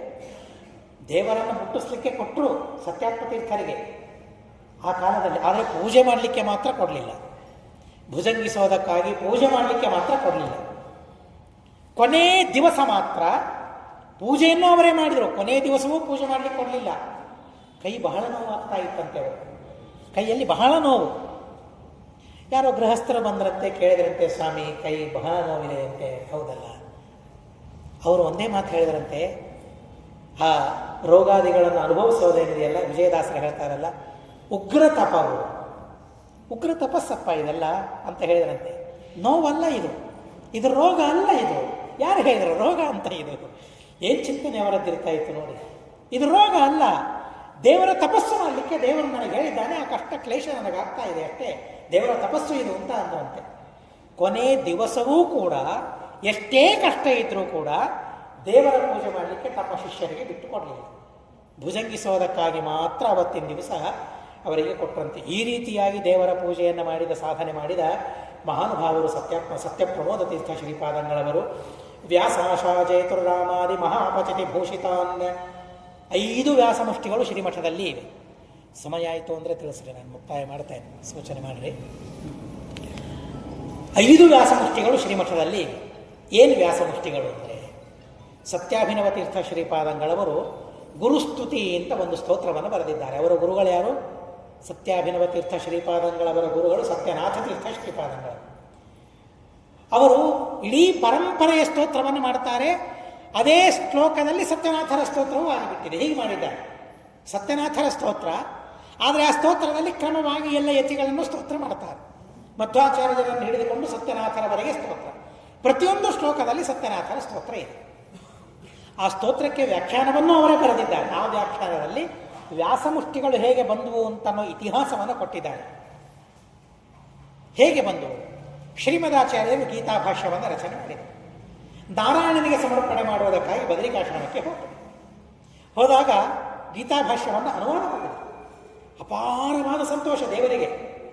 ಅಪಾರವಾದ ಸಂತೋಷವಾಗಿ ಕೈಯಿಂದ ನೆಲಕ್ಕೆ ಬಡಿಬೇಕಂತೆ, ಹೇಶ್ ಹೇಶ್ ದೇವರು ಬಡಿಬೇಕಂತೆ. ಹೇಗೆ ಆ ಶಬ್ದ ಮಾತ್ರ ಹೊರಗಿರುವ ಶಿಷ್ಯರಿಗೆ ಕೇಳಿಸ್ತಂತೆ.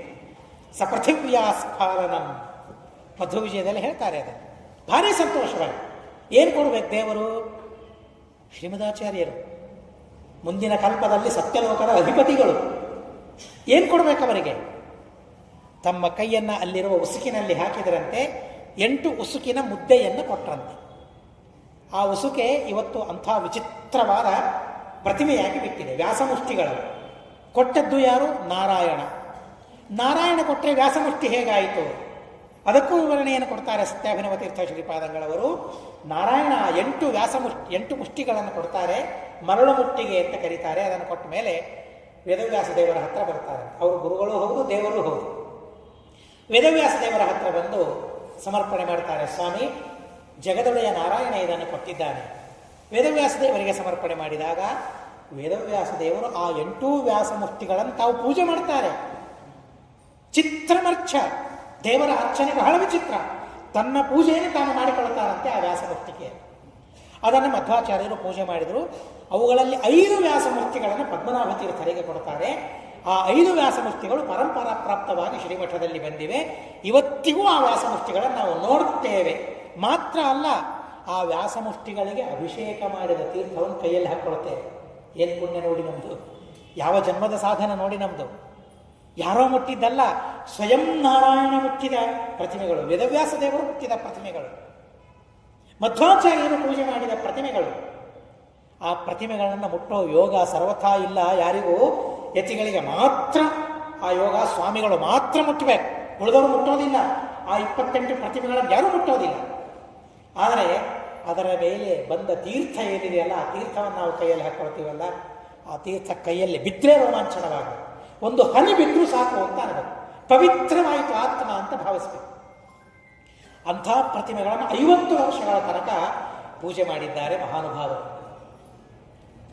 ಪೂಜೆ, ಪಾಠ, ಭಕ್ತರ ಉದ್ಧಾರ ಎಲ್ಲ ಆದ ಮೇಲೆ ಸಮಯ ಉಳಿತಿತ್ತಲ್ಲ.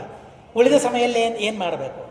ಮಹಾಭಾರತ ಪಾರಾಯಣ ಮಾಡಬೇಕಂತೆ, ಭಾಗವತ ಪಾರಾಯಣ ಮಾಡಬೇಕು, ಸರ್ವಮೂಲಗಳನ್ನು ಪಾರಾಯಣ ಮಾಡಬೇಕು, ಸುಧಾ ಪಾರಾಯಣ ಮಾಡಬೇಕು. ಕಾಲ ಮಾತ್ರ ವ್ಯರ್ಥ. ಇದೆಲ್ಲ ಕಾಲದ ಪೂಜೆ. ಇದೆಲ್ಲ ಈ ರೀತಿಯ ಕಾಲವನ್ನು ಕಳೀತಾ ಇದ್ರು. ದಾನವನ್ನು ಮಾಡ್ತಾ ಇದ್ರು. ಹೇಗೆ ದಾನ ಮಾಡ್ತಾ ಇದ್ರು? ಕೈಯಲ್ಲಿ ಏನು ಸಿಗ್ತದೆ ಅದು. ಬಂಗಾರ ಸಿಕ್ಕರೆ ಬಂಗಾರ, ಬೆಳ್ಳಿ ಸಿಕ್ಕರೆ ಬೆಳ್ಳಿ. ಮನೆಗಳನ್ನು ದಾನ ಮಾಡಿದ್ದಾರೆ ಎಷ್ಟೋ ಜನರಿಗೆ, ಗೃಹದಾನವನ್ನು ಮಾಡಿದ್ದಾರೆ, ಭೂದಾನವನ್ನು ಮಾಡಿದ್ದಾರೆ ಎಷ್ಟೋ ಜನರಿಗೆ. ಸುವರ್ಣ ರಜತ ಆಗಾರ ಮಹಾದಾನಾದಿ ತತ್ಪರಾನ್. ಸತ್ಯಾತ್ಮತೀರ್ಥ ಶ್ರೀಪಾದಂಗಳವರು ಒಂದು ಸಂದರ್ಭದಲ್ಲಿ ನಮಗೊಂದು ಮಾತು ಹೇಳಿದರು. ಪಾಠ ನಡೀತಾ ಇರೋ ಸಂದರ್ಭದಲ್ಲಿ ಯಾರೋ ಭಕ್ತರು ಬಂದು ದೊಡ್ಡ ಮೊತ್ತವನ್ನು ಕಾಣಿಕೆಯನ್ನು ಸಮರ್ಪಣೆ ಮಾಡಿದರು. ಸಮರ್ಪಣೆ ಮಾಡಿದಾಗ ಅವರು ಆಡಿದ ಮಾತು, ಯತಿಗಳು ಹಣವನ್ನು ತೆಗೆದುಕೊಳ್ಳಬಾರದು, ದಾನವನ್ನು ಸ್ವೀಕಾರ ಮಾಡಬಾರದು. ಆದರೆ ಇದು ನಾನು ನನಗಾಗಿ ತೆಗೆದುಕೊಳ್ತಾ ಇಲ್ಲ. ಒಂದು ಕೈಯಿಂದ ತೆಗೆದುಕೊಂಡು ಇನ್ನೊಂದು ಕೈಯಿಂದ ಕೊಡೋದಕ್ಕಾಗಿ ತೆಗೆದುಕೊಳ್ಳೋದೇ ಹೊರತು ಅನುಭವಿಸೋದಕ್ಕಾಗಿ ಅಲ್ಲ ಅಂತ ಹೇಳ್ತಾ ಇದ್ರು. ಹಾಗೇನೇ ಮಾಡ್ತಾರೆ. ಮೊನ್ನೆ ನಾವು ನೋಡಿದ್ವಿ, ದ್ವೈತರ್ಜುಮಣಿಯನ್ನು ಸಿದ್ಧಪಡಿಸಿ ಅನುವಾದ ಮಾಡಿದ ಪರೀಕ್ಷೆ ಕೊಟ್ಟ ಆ ವಿದ್ವಾಂಸರಿಗೆ 5 ಲಕ್ಷವನ್ನು ಕೊಟ್ಟರು. ಎಲ್ಲಿಯೇ ಸುಧಾಮಂಗಳಾದರೂ ಶ್ರೀಮಠದಿಂದ ಪಂಡಿತರಿಗೆ ಹೋಗುವ ಹಣ, ಅವರಿಗೆ ಮಾಡುವ ದಾನ, 1 ವರ್ಷದ ಲೆಕ್ಕ ಎಷ್ಟು ಅಂತಂದರೆ ಅನೇಕ ಬಾರಿ ಅನೌನ್ಸ್ ಮಾಡಿದ್ದಾರೆ. ಆಶ್ಚರ್ಯವಾಗಿ ಹೋಗ್ಬಿಡ್ತಾರೆ. ಅಷ್ಟು ದಾನವನ್ನು ಮಹಾಸ್ವಾಮಿಗಳು ಮಾಡ್ತಾರೆ. ಆ ದಾನವನ್ನು ಮಾಡಿದರು. ಆ ಸೇತೋರಾ ತುಷಾರಾತ್ರೆ ತೀರ್ಥಯಾತ್ರಾ ವಿಧಾಯಕನ್. ಅನೇಕ ಮಾತುಗಳಿವೆ, ಆದರೆ ಮಹತ್ವದ ಮತ್ತೊಂದು ಮಾತನ್ನು ನಾನು ತಿಳಿಸ್ಬೇಕು. ಅವರ ಅವತಾರ ಹೇಗಾಯಿತು ಎಲ್ಲ ತಿಳಿದುಕೊಳ್ಳಬೇಕು ನಾವು. ಅವರ ತಂದೆ ಗುತ್ತಲ ರಂಗಾಚಾರ್ಯರು ಅಂತ, ತಾಯಿ ಕಮಲಾಬಾಯಿ. ಅವರಿಬ್ಬರ ವಿವಾಹವಾಯಿತು. ವಿವಾಹವಾದ ಮೇಲೆ ಸತ್ಸಂತಾನ ಪಡಿಬೇಕು ಅಂತ ಅವರು ಸಂಕಲ್ಪವನ್ನು ಮಾಡಿಕೊಂಡರು. ಅದಕ್ಕಾಗಿ ವ್ರತವನ್ನು ಮಾಡಬೇಕಲ್ಲ. ಮಧ್ವವಿಜಯದಲ್ಲಿ ಬರ್ತಲ್ಲ, ತೀವ್ರೈ ಪಯೋವ್ರತ ಮುಖೈ ವಿವಿಧೈರ್ವರದಾಗ್ರೈ ಜಾಯಾಪತಿ ಗುಣಗಣರಣವ ಪುತ್ರಕಾಮೋ ಸಂಪೂರ್ಣ ಪೌರುಷ ಮತೋಷರತಾಂ ನಿತಾಂತಂ ದೇವೇರಿತಾವಿವ ಪುರಾದಿತಿ ಕಶ್ಯಪೌತವು. ಮಕ್ಕಳನ್ನು ಸಂಪಾದನೆ ಮಾಡೋದು ದಂಪತಿಗಳು ಎಷ್ಟು ದೊಡ್ಡ ಜವಾಬ್ದಾರಿ ಅಂದರೆ ಮಧ್ವವಿಜಯದಲ್ಲಿ ಹೇಳ್ತಾರೆ ಗುಣಸಂಪನ್ನರ ಮಕ್ಕಳಾಗಬೇಕು ಅಂತ ಹೇಳ್ತಾರೆ. ವೈಷ್ಣವರಾದ ಮಕ್ಕಳಾಗಬೇಕು, ವಿಷ್ಣು ಭಕ್ತರಾದ ಮಕ್ಕಳಾಗಬೇಕು, 3 ಹೊತ್ತು ಸಂಧ್ಯಾ ವಂದನೆಯನ್ನು ಮಾಡುವ ಮಕ್ಕಳಾಗಬೇಕು. ಆ ಅಪೇಕ್ಷೆ ಇರಬೇಕಂತೆ ತಂದೆ ತಾಯಿಗಳಿಗೆ. ನಮ್ಮ ಮಕ್ಕಳು ಮಾಡ್ತಾ ಇಲ್ಲ ಅಂದರೆ ನಮಗೆ ಅಪೇಕ್ಷೆ ಇದ್ದಿದ್ದಿಲ್ಲ ಅಂತ ನಾವು ತಿಳ್ಕೊಳ್ಬೇಕಷ್ಟೇ. ನಮಗೆ ಅಪೇಕ್ಷೆ ಇಲ್ಲ ಅಂದರೆ ಈಗ ಅಪೇಕ್ಷೆಯನ್ನು ಮಾಡಿಕೊಳ್ಬೇಕು, ಸಂಕಲ್ಪವನ್ನು ಮಾಡಿಕೊಳ್ಬೇಕು. ಆಗ ನಾನು ಮಾಡಿಕೊಂಡಿಲ್ಲ ಸ್ವಾಮಿ, ಈಗ ಮಾಡಿಕೊಳ್ತೇನೆ, ನನ್ನ ಮಕ್ಕಳಿಂದ ಸಂಧ್ಯಾವಂದನೆಯನ್ನು ಮಾಡಿಸು, ನಮ್ಮನ್ನು ಉದ್ಧಾರ ಮಾಡು, ದೇವರಿಗೆ ಕೇಳ್ಕೊಳ್ಬೇಕು. ಮಧ್ವವಿಜಯದಲ್ಲಿ ಹೇಳಿದಂತೆ ಇಲ್ಲಿ ಮಹಾಸ್ವಾಮಿಗಳು ಹೇಳ್ತಾರೆ, ಸತ್ಯಾತ್ಮತೀರ್ಥರು ಹೇಳ್ತಾರೆ, ಸತ್ಯಪ್ರಮೋದರ ಅವತಾರ ಹೇಗಾಯಿತು. ರಂಗಾಚಾರ್ಯರು ತಮ್ಮ ಊರು ಕರ್ಜಗಿ.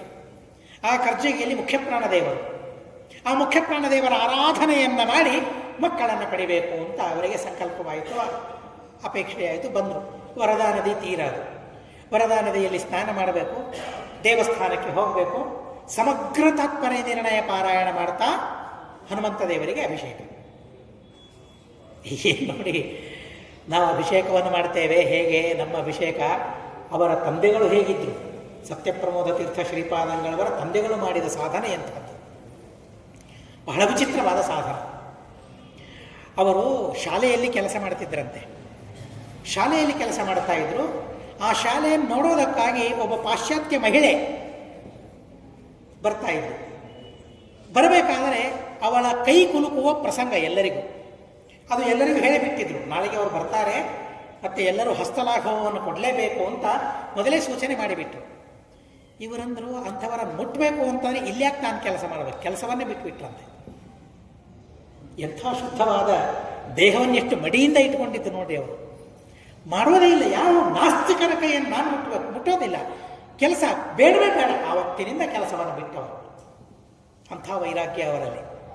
ಒಂದು ಬಾರಿ ಸಮಗ್ರ ತಾತ್ಪರ್ಯ ನಿರ್ಣಯವನ್ನು ಪಾರಾಯಣ ಮಾಡಿದರು, ಅಭಿಷೇಕ ಆಯಿತು. ಹನುಮಂತ ದೇವರು ಸೂಚನೆ ಮಾಡಿದರಂತೆ, ಒಂದು ಬಾರಿ ನನಗೆ ತೃಪ್ತಿ ಇಲ್ಲ, 108 ಬಾರಿ ತಾತ್ಪರ್ಯ ನಿರ್ಣಯ ಪಾರಾಯಣ ಮಾಡ್ತಾ ಅಭಿಷೇಕ ಮಾಡಬೇಕು ಅಂತ ಹೇಳಿದರಂತೆ. ಆಯಿತು ಅಂತ ಹೇಳಿ 108 ಬಾರಿ ತಾತ್ಪರ್ಯ ನಿರ್ಣಯವನ್ನು ಪಾರಾಯಣ ಮಾಡಿ ದೇವರಿಗೆ, ಪ್ರಾಣದೇವರಿಗೆ ಅಭಿಷೇಕವನ್ನು ಸಲ್ಲಿಸಿದರಂತೆ. ಆ ಸಾಧನೆಯಾದ ಮೇಲೆ ಅವತರಿಸಿದ ಭೂಮಾ ಪುರುಷರೇ ಸತ್ಯಪ್ರಮೋದ ತೀರ್ಥ ಶ್ರೀಪಾದಂಗಳವರು. ಎಷ್ಟು ಪುಣ್ಯವನ್ನು ಮಕ್ಕಳಿಗೆ ಧಾರೆ ಎರೆದು ಕೊಡಬೇಕು ನೋಡಿ. ಮಕ್ಕಳು ಧಾರ್ಮಿಕರಾಗಬೇಕಾದ್ರೆ, ಮಕ್ಕಳು ಪುಣ್ಯವಂತರಾಗಬೇಕಾದ್ರೆ ತಂದೆ ತಾಯಿಗಳ ಪುಣ್ಯ ಎಷ್ಟಿರಬೇಕು ನೋಡಿ. 108 ಬಾರಿ ಆ ರೀತಿಯಾಗಿ ತಾತ್ಪರ್ಯ ಪಾರಾಯಣ ಮಾಡಿ ಅಭಿಷೇಕ ಮಾಡಿದರು ಅಂತನ್ನೋದಕ್ಕಾಗಿ 50 ವರ್ಷ ರಾಮಚಂದ್ರ ದೇವರನ್ನು ಪೂಜೆ ಮಾಡುವ ಆ ಸತ್ಸಂತಾನ ಅವರಿಗಾಯಿತು ಅಂತ ಅನ್ನೋದನ್ನು ಕೇಳ್ತೇವೆ. ಇಂಥ ಸಾಧನೆಯನ್ನು ಮಾಡಿ ಮಕ್ಕಳನ್ನು ಪಡೆದ ಮಹಾನುಭಾವರವರು ಅಂತ ಹೇಳ್ತಾರೆ.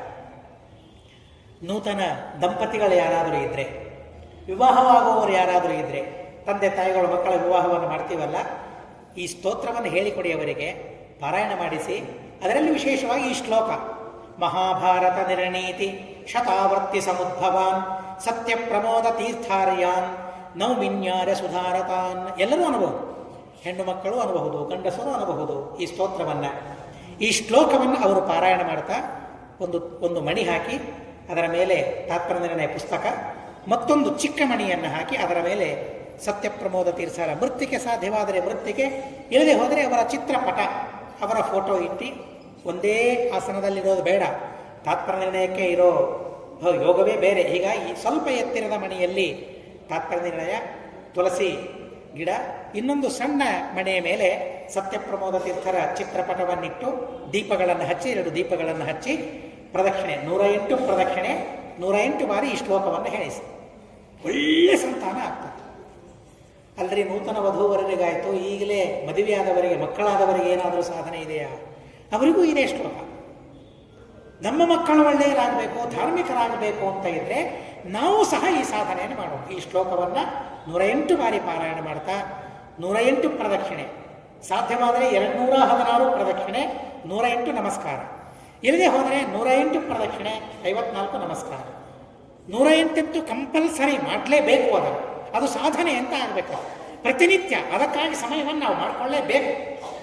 ಹಾಗೆ ಮಾಡಿಕೊಂಡು ಸಾಧನೆಯನ್ನು ಮಾಡಿದರೆ ಒಳ್ಳೆ ಮಕ್ಕಳಾಗ್ತಾರೆ, ಸತ್ಸಂತಾನ ಆಗ್ತದೆ. ಅದರಿಂದ ನಮಗೆ ಒಳ್ಳೆ ಗತಿ ಸಿಗುತ್ತದೆ. ಅದಕ್ಕಾಗಿ ಈ ಶ್ಲೋಕದ ಪಾರಾಯಣ ಅತ್ಯಂತ ಅನಿವಾರ್ಯ ಅಂತ ಈ ಸಂದರ್ಭದಲ್ಲಿ ನಾನು ತಿಳಿಸ್ತೇನೆ. ಹೀಗೆ ಒಂದೇ ಎರಡೇ ಶತ್ರುಗಳನ್ನು ಗೆದ್ದರು ಅಂತ ಹೇಳ್ತಾರೆ. ಹೇಗೆ? ತಪಸ. ಶತ್ರುಗಳನ್ನು, ನಮಗೆ ಶತ್ರುಗಳಿದ್ದಾರಲ್ಲ, ಶತ್ರುಗಳು ಅಂದರೆ ಯಾರು? ನಮ್ಮ ಹಿತವನ್ನು ಕೆಡಿಸುವವರೇ ನಮ್ಮ ಶತ್ರುಗಳು. ಹೌದಾ ಅಲ್ಲ? ಹಾಗಾದರೆ ಶತ್ರುಗಳು ದೂರವಾಗಬೇಕಾದ್ರೆ ಏನು ಮಾಡಬೇಕು? ತಪಸ್ಸು ಮಾಡಬೇಕು ಅಂತಾರೆ ಸತ್ಯಾತ್ಮತೀರ್ಥ ಶ್ರೀಪಾದಂಗಳವರು. ಅದನ್ನು ಆದರ್ಶ ಕಲಿಸ್ತಾರೆ ಸತ್ಯಪ್ರಮೋದ ತೀರ್ಥರು.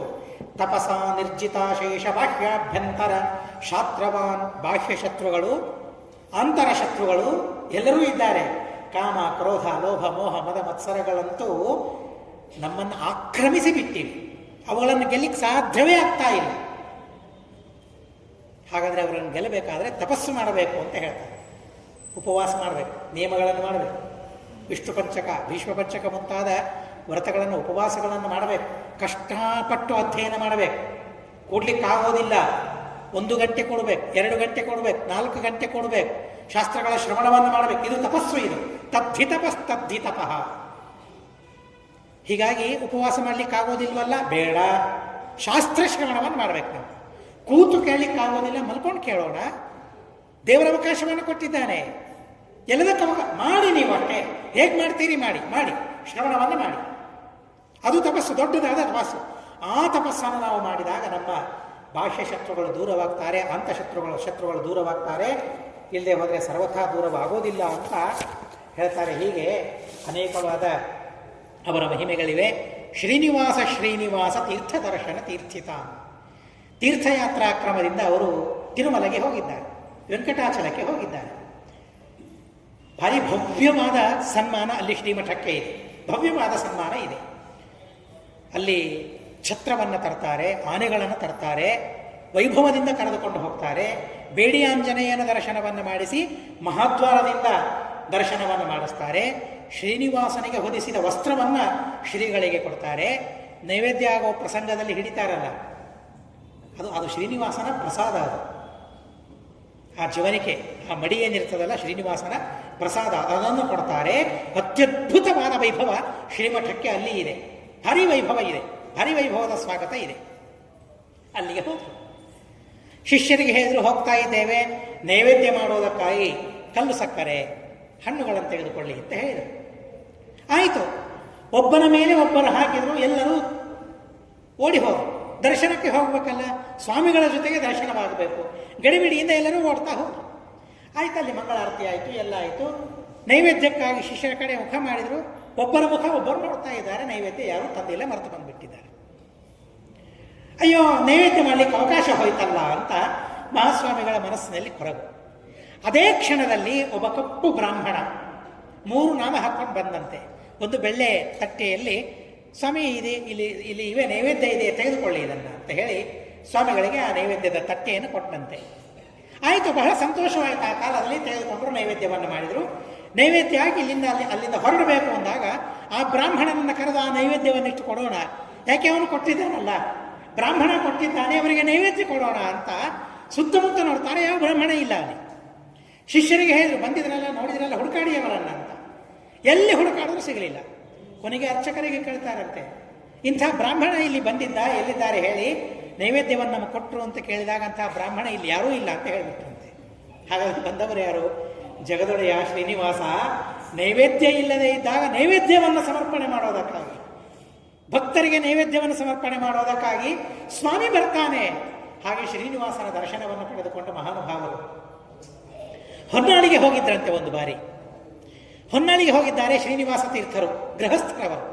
ಆದರೆ ಅತಿ ದಿವ್ಯವಾದ ಟಿಪ್ಪಣಿಗಳನ್ನು ರಚನೆ ಮಾಡಿದ್ದಾರೆ ಎನ್ನುವುದಕ್ಕಾಗಿ ಅವರಿಗೆ ಯತಿಗಳೂ ಸಹ ನಮ್ಮ ಪರಂಪರೆಯಲ್ಲಿ ಗೌರವ ಕೊಡೋದುಂಟು. ಯದ್ಯಪಿ ಗೃಹಸ್ಥರಾಗಿದ್ದರೂ ಯಾದವಾರ್ಯರಿಗೆ, ಶ್ರೀನಿವಾಸ ತೀರ್ಥರಿಗೆ ನಮಸ್ಕಾರ ಮಾಡೋದಿಲ್ಲ. ಆದರೆ ಸುಮ್ಮನೆ ಅಲ್ಲಿ ಕಟ್ಟಿಗೆ ಪ್ರದಕ್ಷಿಣೆಯನ್ನು ಹಾಕ್ತಾರೆ ಅಷ್ಟೇ. ಹಾಗೆ ಸೂರ್ಯಾಸ್ತವಾಗಿದೆ, ಪ್ರದಕ್ಷಿಣೆ ಹಾಕ್ತಾ ಇದ್ದಾರೆ. ಪ್ರದಕ್ಷಿಣೆ ಹಾಕುವಾಗ ಯಾರೊಬ್ಬ ಶುಭ್ರ ವಸ್ತ್ರಗಳನ್ನುಂಟ ಬ್ರಾಹ್ಮಣ ಅಲ್ಲಿ ಕಟ್ಟೆ ಮೇಲೆ ಕೂತಿದ್ದಾನೆ. ನೋಡಿದರು, ಮೊದಲನೇ ಸಲ ನೋಡಿದರು, ಎರಡನೇ ಬಾರಿಯೂ ನೋಡಿದರು, 3ನೇ ಬಾರಿ ಪ್ರದಕ್ಷಿಣೆ ಹಾಕಿ ನೋಡ್ತಾ ಇದ್ದಾರೆ, ಬ್ರಾಹ್ಮಣ ಇಲ್ಲ. ಯಾರು ಬ್ರಾಹ್ಮಣ? ದಿವ್ಯವಾದ ತೇಜಸ್ಸು. ಆವಾಗ ಅಂದ್ಕೊಂಡ್ರಂತೆ ಶ್ರೀನಿವಾಸ ತೀರ್ಥರವರು ಯಾರೋ ಅಲ್ಲ, ಹೀಗೆ ಶ್ರೀನಿವಾಸ ತೀರ್ಥರ ಸಂದರ್ಶನವನ್ನು ಪಡೆದಿದ್ದಾರೆ. ಆ ಉಲ್ಲೇಖವನ್ನು ಸ್ವಾಮಿಗಳು ಮಾಡ್ತಾರೆ. ಶ್ರೀನಿವಾಸ ತೀರ್ಥ ದರ್ಶನ ತೀರ್ಥಿತಾನ್ ಅಂಥವರಿಗೆ ನಾವು ನಮಸ್ಕಾರ ಮಾಡಬೇಕು ಅಂತ ಅವರ ನಮಸ್ಕಾರವನ್ನು ಮಾಡ್ತಾರೆ. ಮಂತ್ರ ಮುದ್ರಾದಿದಾನೇನ ವಿಷ್ಣು ದೀಕ್ಷಾ ಪ್ರದಾಯಕ. ನಮಗೇನು ಕೊಟ್ಟಿದ್ದಾರೆ? ಮಂತ್ರವನ್ನು ಕೊಟ್ಟಿದ್ದಾರೆ, ಮುದ್ರೆಯನ್ನು ಕೊಟ್ಟಿದ್ದಾರೆ. ಅವರಿಂದ ಮುದ್ರಾಧಾರಣೆ ನೀವೆಲ್ಲರೂ ಮಾಡಿಸಿಕೊಂಡಿರ್ತೀರಿ, ನಾವು ಮಾಡಿಸಿಕೊಂಡಿದ್ದೇವೆ. ಮಂತ್ರೋಪದೇಶವನ್ನು ನಾವೆಲ್ಲ ಪಡೆದಿದ್ದೇವೆ. ಹೀಗೆ ಪಡೆದು ವೈಷ್ಣವ ದೀಕ್ಷೆಯನ್ನು ಕೊಟ್ಟ ಗುರುಗಳವರು, ನಮಗೆ ವೈಷ್ಣವ ದೀಕ್ಷೆಯನ್ನು ಕೊಟ್ಟ ಗುರುಗಳವರು. ಅಂಥ ಮಹಾನುಭಾವರಿಗೆ ನಮಸ್ಕಾರ ಮಾಡ್ತೇನೆ ಅಂತ ಹೇಳಿ ಕೊನೆ ಶ್ಲೋಕದಲ್ಲಿ ಹೇಳ್ತಾರೆ. ಸತ್ಯಾತ್ಮ ಭಿಕ್ಷು ರಚಿತ ಸ್ತುತಿರ್ಜ್ಞಾನಾದಿವೃದ್ಧಿದ ಪಠತಾಂ ಶೃಣ್ವತಾಂ ಚೈವ ಶ್ರದ್ಧೆಯ ಗುರುವನುಗ್ರಹ. ಯಾರು ಬರೆದಿದ್ದಾರೆ ಇದನ್ನು? ಸತ್ಯಾತ್ಮ ಭಿಕ್ಷುಗಳು ಬರೆದಿದ್ದಾರೆ. ಯಾಕೆ ನಾನು ಭಿಕ್ಷು? ಏನು ಭಿಕ್ಷೆ ನನಗೆ ಬೇಕು? ಜ್ಞಾನ, ಭಕ್ತಿ, ವೈರಾಗ್ಯ, ಇದರ ಭಿಕ್ಷೆಯನ್ನು ನಾನು ಕೇಳ್ತೇನೆ ಅಂತ ಅಂತಾರೆ. ಈ ಅನ್ನ, ಆಹಾರ, ಇವೆಲ್ಲ ಭಿಕ್ಷೆ, ಇವೆಲ್ಲ ಬೇಡ ನನಗೆ. ಅವರ ಆಹಾರದ ಪದ್ಧತಿಯೇ ಬಹಳ ವಿಚಿತ್ರ. 8 ಅಂದರೆ 8 ತುತ್ತು. ಅವರ ಆಹಾರದ ಪದ್ಧತಿ ಹೇಗೆ ಗೊತ್ತಾ? 8 ಅಂದರೆ 8 ತುತ್ತು. ನಾನು ಬ್ರಹ್ಮಚಾರಿಯಾಗಿದ್ದಾಗ ಚಿಕ್ಕ ನೈವೇದ್ಯವನ್ನು ಮಾಡಿ ಬಡಿಸಿದ ಪ್ರಸಂಗವೂ ಇದೆ. 8 ಅಂದರೆ 8, 9ನೇದಿಲ್ಲ. ಪಾಯಸ ತಿನ್ನೋದಿಲ್ಲ, ಸಿಹಿ ಮುಟ್ಟೋದಿಲ್ಲ, ಕರೆದದ್ದು ಸಂಬಂಧವೇ ಇಲ್ಲ. ಹಿರಿಯ ಸ್ವಾಮಿಗಳ ಆಹಾರದ ಪದ್ಧತಿ ತಿಳಿಬೇಕು ನಾವು. ಅವರಿಗೆಲ್ಲ ಬಡಿಸ್ಬೇಕು, ಮಾಡೋದೆಲ್ಲ ಮಾಡಬೇಕು. ಯಾಕೆಂದರೆ ರಾಮನಿಗೆ ನೈವೇದ್ಯ ಆಗಬೇಕಲ್ಲ, ಮುನುರಾಮಚಂದ್ರ ದೇವರಿಗೆ ನೈವೇದ್ಯ ಆಗಬೇಕಲ್ಲ. ನಾನು ತಿನ್ನೋದು ದೇವರಿಗೆ ಸಮರ್ಪಣೆ ಮಾಡಿದರೆ ಹೇಗೆ? ವೈಭವ ಇರಬೇಕು ನೈವೇದ್ಯಕ್ಕೆ. ಎಲ್ಲವನ್ನೂ ಮಾಡಬೇಕು, ಪಂಚಭಕ್ಷ್ಯ ಪರಮಾನ್ನಗಳನ್ನು ಮಾಡಬೇಕು. ಅವರು ಊಟ ಕುಳಿತ ಮೇಲೆ ಎಲ್ಲ ಸೇರಿಸ್ಬೇಕಂತೆ. ಅನ್ನ, ಕೋಸಂಬರಿ, ಚಟ್ನಿ, ಪಲ್ಯ, ಪಾಯಸ ಎಲ್ಲ ಸೇರಿಸ್ಬೇಕಂತೆ, ಎಲ್ಲ ಕಲಿಸ್ಬೇಕಂತೆ. ಹೇಗಿರ್ತದೆ ಒಂದು ಸಲ ಆಲೋಚನೆ ಮಾಡಿ. ಅದನ್ನು ತಿನ್ನಲಿಕ್ಕಾಗ್ತದೆ, ಎಷ್ಟು ತಿನ್ನಲಿಕ್ಕಾಗ್ತದೆ? ಪ್ರತ್ಯೇಕವಾಗಿ ತಿಂದರೆ ಬಹಳ ತಿನ್ನಬಹುದು. ಅನ್ನ ಹುಳಿ ಜೊತೆಗೆ ಪಾಯಸ ಸೇರಿಸ್ಕೊಂಡ್ರೆ ಏನಾಗ್ತದೆ, ಅದ್ರ ಜೊತೆಗೆ ಚಟ್ನಿ ಸೇರಿಸ್ಕೊಂಡ್ರೆ ಏನಾಗ್ತದೆ. ಅವರ ಉದ್ದೇಶ ಏನು ಗೊತ್ತಾ, ಆ ಆಹಾರ ರುಚಿಸಬಾರದು, ನಾಲಿಗೆಗೆ ರುಚಿಯಿಂದ ಇನ್ನೊಂದು ತುತ್ತು ತಿನ್ನಬೇಕು ಅಂತ ಅನಿಸ್ಬಾರದು. ಏನು ವಿಚಿತ್ರವಾದ ವೈರಾಗ್ಯ ಅವರದ್ದು. ಹಾಗೆ ಕಲಿಸಿಬಿಡ್ತಿದ್ರಂತೆ, ಎಲ್ಲ ಕಲಿಸ್ಬಿಡ್ಬೇಕಂತೆ. 8 ಕಡಿಮೆ ತಿನ್ನಬೇಕು ಹೊರತು ಜಾಸ್ತಿ ತಿನ್ನಬಾರದು, ನಾಲಿಗೆಗೆ ರುಚಿ ಹತ್ತಬಾರದು. ಆ ಸಿಂಹ ಹುಲಿಗೆ ಹೇಳ್ತಾರಲ್ಲ, ರಕ್ತದ ರುಚಿ ಇದ್ದ ಸಿಂಹ ಅದು, ಹುಲಿ ಅದು. ನಾಲಿಗೆಗೆ ರುಚಿ ಹತ್ತಬಾರದು, ರುಚಿ ಹತ್ತಿದರೆ ಬಿಡೋದಿಲ್ಲ ನಾಲಿಗೆ. ಹೀಗಾಗಿ ಅದಕ್ಕೆ ಬಿಡ್ತಾ ಇರಲಿಲ್ಲವಂತೆ. ಅದು ಈಗಲೂ ಅಷ್ಟೇ. ಅವರಿಗೆ ಚಿಕ್ಕ ನೈವೇದ್ಯ ಮಾಡಿದ್ದನ್ನು ತಂದು ಹಾಕ್ತಾ ಇರ್ತಾರೆ. ನಾವೇ ಕೈ ಮಾಡಿಬಿಡ್ತೀವಿ, ಸ್ವಲ್ಪ ಹಾಕಿ ಸಾಕು ಅಂತ ಅಂದ್ಬಿಡ್ತೀವಿ, ತಿನ್ನಲಿಕ್ಕಾಗೋದಿಲ್ಲ ಬಹಳ. ಹಾಗೆ ಅವರ ಆಹಾರ ಇರ್ತದೆ, ಅದು ಕಹಿಯಾಗಿ ಇರ್ತದೆ. ಅದನ್ನು ಅಡಿಗೆ ಮಾಡೋದಕ್ಕಾಗಿ ವ್ಯಕ್ತಿಗಳಿದ್ದಾರೆ. ವಾಸುದೇವಾಚಾರ್ಯ ಅಂತಿದ್ದಾರೆ, ಮದನಪಲ್ಲಿ ವಾಸುದೇವಾಚಾರ್ಯ ಅಡಿಗೆ ಮಾಡ್ತಾರೆ. ಅವರು ಒಂದು ಸಲ ಯಾರೋ ಹೇಳಿದರು, ಒಳ್ಳೆ ಚೆನ್ನಾಗಿ ಪಾಯಸ ಮಾಡಪ್ಪ ಸ್ವಾಮಿಗಳಿಗೆ, ತಿಂತಾರೆ ಅವರು. ಆಯಿತು ಅಂತ ಹೇಳಿ ಗೋಡಂಬಿ, ಬಾದಾಮಿ, ಕೇಸರಿ, ಯಾಲಕ್ಕಿ ಎಲ್ಲ ಹಾಕಿ ಒಳ್ಳೆ ಪಾಯಸವನ್ನು ಮಾಡಿದ್ರಂತೆ. ಮಾಡಿದಾಗ ಬಡಿಸಿದ ಮೇಲೆ ಸ್ವಾಮಿಗಳಂದ್ರಂತೆ, ಇದ್ಯಾಕೆ ಹಾಕಿದೆಯೋ, ಗೋಡಂಬಿ ಬಾದಾಮಿ ನಿಷಿದ್ಧ, ಅದು ಬರೋದಿಲ್ಲ, ಕೇಸರಿ ಇವೆಲ್ಲ ಬರೋದಿಲ್ಲ, ನಿಷಿದ್ಧ, ಹಾಕಬಾರ್ದು ಅದು ಅನ್ನಂತ ಹೇಳಿಬಿಟ್ಟಂತೆ. ಪಾಪ ಭಯ ಆಯಿತು ಅವನಿಗೆ, ಹೌದು ಅಂತ ಅನ್ನಿಸ್ತವನಿಗೆ. ಹಾಗೆ ಭಯಪಡಿಸ್ತಾರೆ, ಏನು ಹೆಚ್ಚು ಮಾಡುವರು. ಪಾಪ ಅವರಿಗೆ ಸ್ವಾಮಿಗಳ ಮೇಲೆ ಪ್ರೀತಿ, ತಿನ್ನಲಿ ಅಂತ, ಸ್ವಾಮಿಗಳು ತಿನ್ನಲಿ ಅಂತ. ಆದರೆ ತಿನ್ನೋದು ಬೇಡ ಅವರಿಗೆ. ಯಾರು ಹೇಳಿದ್ರು ಕೇಳೋದಿಲ್ಲ, ಯಾರ್ಯಾರು ಹೇಳಿದ್ರು ಕೇಳೋದಿಲ್ಲ, ದೇವರು ಬಂದು ಹೇಳಿದ್ರು ಕೇಳೋದಿಲ್ಲ. ಯಾಕೆಂದರೆ ದೇವರೇ ಹೇಳಿದ್ದಾನಲ್ಲ. ಅವ್ರಿಗೆ ಹೇಳ್ತಾರೆ, ಸ್ವಾಮಿ ನೀನೇ ಹೇಳಿದ್ದೀಯಲ್ಲ 8 ತುತ್ತು ತಿನ್ನು ಅಂತ, ಮತ್ತೆ ನೀನೇ ಬಂದು ಹೇಳಿದರೆ ಯಾಕೆ ಕೇಳ್ತಾರೆ? ಕೇಳೋದಿಲ್ಲ. ಅಂಥ ನಿಷ್ಠಾ ಗರಿಷ್ಠರು ತಮ್ಮ ವೈರಾಗ್ಯ ಜೀವನದಲ್ಲಿ, ಅಂಥ ಮಹಾನುಭಾವರು. ಹೀಗಾಗಿ ನಾನೇನು ಬಿಡಬೇಕು? ಜ್ಞಾನ, ಭಕ್ತಿ, ವೈರಾಗ್ಯ, ಅವುಗಳ ಭಿಕ್ಷೆಯನ್ನು ನಾನು ಬೇಡ್ತೇನೆ. ಅವುಗಳನ್ನು ಕೊಟ್ಟಿದ್ದೀರಿ, ಅವುಗಳ ಅಭಿವೃದ್ಧಿಯನ್ನು ನೀವು ಮಾಡಿರಿ ಅಂತ ಹೇಳ್ತಾರೆ. ಯಾರು ಈ ಸ್ತೋತ್ರವನ್ನು ಪಠನ ಮಾಡ್ತಾರೆ, ಯಾರು ಈ ಸ್ತೋತ್ರವನ್ನು ಕೇಳ್ತಾರೆ, ಈ ಸ್ತೋತ್ರದ ಮಹಿಮೆಯನ್ನು ಕೇಳ್ತಾರೆ, ಹೇಗೆ ಕೇಳಬೇಕು? ಶ್ರದ್ಧೆಯ ಆಸ್ತಿಕ್ಯ ಬುದ್ಧಿಯಿಂದ ಕೇಳಬೇಕಂತೆ. ಆಸ್ತಿಕ್ಯ ಬುದ್ಧಿಯಿಂದ ಸ್ತೋತ್ರವನ್ನು ಕೇಳಿದವರಿಗೆ ಗುರುಗಳ ಅನುಗ್ರಹದಿಂದ ಜ್ಞಾನಾದಿಗಳ ಅಭಿವೃದ್ಧಿ ಆಗ್ತದೆ ಅಂತ ಆ ಫಲಸ್ತುತಿಯಲ್ಲಿ ಮಹಾಸ್ವಾಮಿಗಳು ತುಂಬ ಅದ್ಭುತವಾದ ರೀತಿಯಲ್ಲಿ ತಿಳಿಸ್ತಾರೆ. 30 ಶ್ಲೋಕಗಳನ್ನು ನಾನು ಹೇಳಿಲ್ಲ. ದಯವಿಟ್ಟು ಪ್ರತಿನಿತ್ಯ ಈ ಸ್ತೋತ್ರವನ್ನು ಪಾರಾಯಣ ಮಾಡಿ. ಯಾಕೆಂದರೆ ನಮ್ಮ ಗುರುಗಳು, ನಮ್ಮ ಕುಲಗುರುಗಳವರು.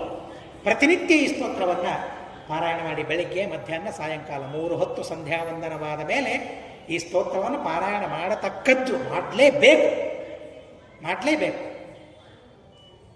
ಮತ್ತು ಆ ಶ್ಲೋಕ ಏನಿದೆಯಲ್ಲ, ಮಹಾಭಾರತ ತಾತ್ಪರ್ಯ, ಮಹಾಭಾರತ ನಿರನೀತಿ ಶತಾವರ್ತಿ ಸಮುದ್ಭವಾನ್ ಸತ್ಯಪ್ರಮೋದ ತೀರ್ಥಾರ್ಯಾನ್ ನೌಮಿನ್ಯಾರ ಸುಧಾರತಾನ್ ಅನ್ನೋದಂತೂ ಪ್ರತಿನಿತ್ಯ ತಂದೆ ತಾಯಿಗಳು, ನೂತನ ದಂಪತಿಗಳು, ಮುಂದೆ ವಿವಾಹವಾಗುವವರು ಎಲ್ಲರೂ ಕೂಡ 108 ಬಾರಿ ಅದನ್ನಂದು 108 ಪ್ರದಕ್ಷಿಣೆಗಳನ್ನು ಹಾಕಿ ನಮಸ್ಕಾರ ಮಾಡಿ ಅವರಿಂದ ಇಂಥ ಜ್ಞಾನಾದಿಗಳನ್ನು ಪಡೆದ ಸಂತಾನ ಆಗಲಿ ಅಂತ ಪ್ರಾರ್ಥನೆ ಮಾಡೋಣ ಅಂತ ಹೇಳ್ತಾ, ಮಹಾಸ್ವಾಮಿಗಳ ಉತ್ತರಾರಾಧನೆಯ ಸಂದರ್ಭ, ಪರಮ ಪವಿತ್ರವಾದ ಸಂದರ್ಭ.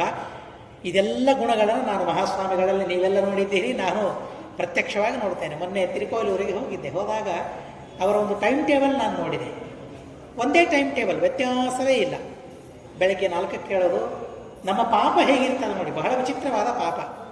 ನಾನು 3 ಗಂಟೆಗೆ ಹೋದೆ ಅಲ್ಲಿಗೆ ಹೋಗೋದೇ ಹಾಗೆ ಹೋಗ್ಬೇಕಾಗ್ತದೆ. 3 ಗಂಟೆಗೆ ಹೋದೆ ಅಲ್ಲಿ. ಆಯಿತು ಅಂತ ರಘುತ್ತಮರ ಸನ್ನಿಧಾನದಲ್ಲಿ ಹೊರಗಡೆಗೆ ಏನು ಹಾಲಿದೆ, ಹಾಲಲ್ಲೇ ಮಲ್ಕೊಂಡೆ. ಗುರುಗಳು ಬಂದಾಗ ಎಚ್ಚರವಾಗಿ ಮತ್ತೆ ಸ್ನಾನಕ್ಕೆ ಹೋಗಬಹುದು ಅಂತ. ಅವರು ಸ್ನಾನ ತಪ್ಪಿಸೋದಿಲ್ಲ, ಕಾರ್ತಿಕ ಸ್ನಾನ ತಪ್ಪಿಸೋದಿಲ್ಲ, ಅವರು ನದಿಗೆ ಹೋಗ್ತಾರೆ. ಅವರು ಎದ್ದಾಗ ಹೋಗಬಹುದಾಗ್ತದೆ ಅಂತ ಮಲ್ಕೊಂಡೆ. ಸ್ವಲ್ಪ ಎಚ್ಚರ ಆಯಿತು, ಅರ್ಧಮರ್ಧ ಎಚ್ಚರಿಕೆ ಆಯಿತು. ಹೋಗೋದು ಕಾಣಿಸ್ತಾ ಇದೆ, ಏನೋ ಕನಸು ಅನ್ನೋ ಹಾಗೆ ಅದು ಕಾಣಿಸ್ತಾ ಇದೆ. ಗುರುಗಳು ಹೊರಟು ಬಂದುಬಿಟ್ರು. ಬಂದ ಮೇಲೆ ಪೂರ್ಣ ಎಚ್ಚರಿಕೆ ಆಯಿತು. ಆವತ್ತಿನ ದಿವಸ ದಂಡೋದಕ ಸಿಗಲೇ ಇಲ್ಲ, ಪಾದೋದಕ ಸಿಗಲೇ ಇಲ್ಲ. ನಮ್ಮ ಪಾಪ ಹೇಗಿರ್ತದೆ ನೋಡ್ರಿ. ಹೋಗಿರ್ತೇವೆ, ಅಲ್ಲಿರ್ತೇವೆ, ಅದು ಪುಣ್ಯ. ಆದರೆ ಈ ತರಹದ ಯೋಗಗಳು ಸಿಗೋದಿಲ್ಲ. ಆದರೆ ಮಾರನೇ ದಿವಸ ಮಾತ್ರ ನಾನು ಹಾಗೆ ಮಾಡಲಿಲ್ಲ. ಅಲ್ಲೇ ಮಲ್ಕೊಂಡು ಸ್ವಲ್ಪ ಬೇಗ ಮಲ್ಕೊಂಡು, ಅವ್ರು ಮಲ್ಕೊಳ್ಳೋದಕ್ಕೆ ನಾವು ಮಲ್ಕೊಳ್ಳೋಕೆ ಆಗೋದೇ ಇಲ್ಲ. ಅವ್ರು ಮಲ್ಕೊಳ್ಳೋದು 1-2 ಆಗ್ತದೆ. ಅಲ್ಲಿ ತನಕ ನಾವು ಎಚ್ಚರ ಇದ್ದು ಪಾದ ಸೇವೆಯನ್ನು ಮಾಡಿ ಮಲ್ಕೊಳ್ತೇವೆ ಅಂದರೆ ಮತ್ತೆ ಮಾರನೇ ದಿವಸ ಅದು ತಪ್ಪಿ ಹೋಗ್ತದೆ ಅಂತ ಹೇಳಿ ಬೇಗನೆ ಮಲ್ಕೊಂಡು ಸ್ವಲ್ಪ ಬೇಗ ಎದ್ದು ಪಾದೋದಕವನ್ನು ಮತ್ತು ದಂಡೋದಕವನ್ನು ತೆಗೆದುಕೊಂಡು ಇರಲಿ. ಆದರೆ ಬೆಳಗಿನಿಂದ 4ಕ್ಕೆ 3:15 ಗಂಟೆಗೆ ಇದ್ದರೆ ರಾತ್ರಿ 2 ತನಕ ಅವರ ಟೈಮ್ ಹೇಗೆ ಹೋಗ್ತದೆ ನೋಡಿದ್ರೆ ಪಂಚಾಶದ್ ವರ್ಷ ಪೂಜಕಾನ್. ಈ ಮಹಿಮೆ ನಮಗೆ ತಿಳಿದು ಬರ್ತದೆ ಅಂತ ಈ ಸಂದರ್ಭದಲ್ಲಿ ಹೇಳ್ತಾ, ನಮ್ಮ ಪ್ರತ್ಯಕ್ಷ ಗುರುಗಳು ಸತ್ಯಾತ್ಮತೀರ್ಥ ಶ್ರೀಪಾದಂಗಳವರು. ಅವರ ಮೂಲಕ ನಾವು ಆ ಸ್ವಾಮಿಗಳನ್ನು ನಾವು ನೋಡ್ತೇವೆ, ಅವರ ಮಹಿಮೆಯನ್ನು ತಿಳಿತೇವೆ. ಅಂತಹ ಗುರುಗಳ ಮೂಲಕ ಪರಮಾತ್ಮನಿಗೆ ಇಲ್ಲಿ ಇರುವ ಶ್ರೀಕೃಷ್ಣ ಹಾಗೂ ಆಂಜನೇಯ, ಹನುಮಂತ ದೇವರು, ಸಮಸ್ತ ಗುರುಗಳು, ಪ್ರಸ್ತುತ ಕಥಾನಾಯಕರಾದ ಆರಾಧ್ಯರಾದ ಸತ್ಯಪ್ರಮೋದ ತೀರ್ಥ ಶ್ರೀಪಾದಂಗಳವರು ಅವರ ವಿಶೇಷವಾದ ಅನುಗ್ರಹ ನಮ್ಮ ಮೇಲೆ ಇರಲಿ, ನಿಮ್ಮೆಲ್ಲರ ಮೇಲೆ ಇರಲಿ. ಅವರು ವಿಶೇಷವಾದ ಅನುಗ್ರಹವನ್ನು ನಮಗೆ ಮಾಡಲಿ ಅಂತ ಪ್ರಾರ್ಥನೆ ಮಾಡ್ತಾ, ಪ್ರಾಣೇಶಾಚಾರ್ಯರು, ಮಾಹುಲಿಯವರು ವಿಶೇಷವಾಗಿ ಮತ್ತೆ ಆರಾಧನೆ ಮಾಡ್ತಾ ಇದ್ದೇವೆ, ಬರಬೇಕು ಅಂತ ಹೇಳಿದರು. ಮಹಾಸ್ವಾಮಿಗಳು ಪ್ರತಿಷ್ಠಾಪನೆ ಮಾಡಿದ ಪ್ರತಿಮೆಗಳು, ಅಭಿಷೇಕ ಮಾಡುವ ಸೌಭಾಗ್ಯ, ಅವರ ಬಗ್ಗೆ 4 ಮಾತನಾಡುವ ಸೌಭಾಗ್ಯ, ಎಲ್ಲ ಸೌಭಾಗ್ಯ ಸಿಗ್ತಾ ಇರಬೇಕಾದರೆ ಏನೋ ಕಾರಣ ಹೇಳಿ ಬೇಡ ಅಂತ ಹೇಳಿಕೆ ದೂರ ಇದೆ, ಆಗೋದಿಲ್ಲ, ಸಾಧ್ಯವೇ ಇಲ್ಲ. ಹೀಗಾಗಿ ಪ್ರಾಣೇಶಾಚಾರ್ಯರು, ಉಳಿದ 2 ಆಚಾರ್ಯರಿದ್ದಾರೆ, ಅನೇಕರ ಆಚಾರ್ಯರಿದ್ದಾರೆ, ವಿಶೇಷವಾದ ಸೇವೆಯಲ್ಲಿ ತೊಡಗಿಕೊಂಡಿದ್ದಾರೆ. ಎಲ್ಲರಿಗೂ ಹಿತೋಪತಿಶಯವಾದ ಜ್ಞಾನ, ಭಕ್ತಿ, ವೈರಾಗ್ಯ, ಗುರುಗಳ ಅನುಗ್ರಹ ಆಗಲಿ.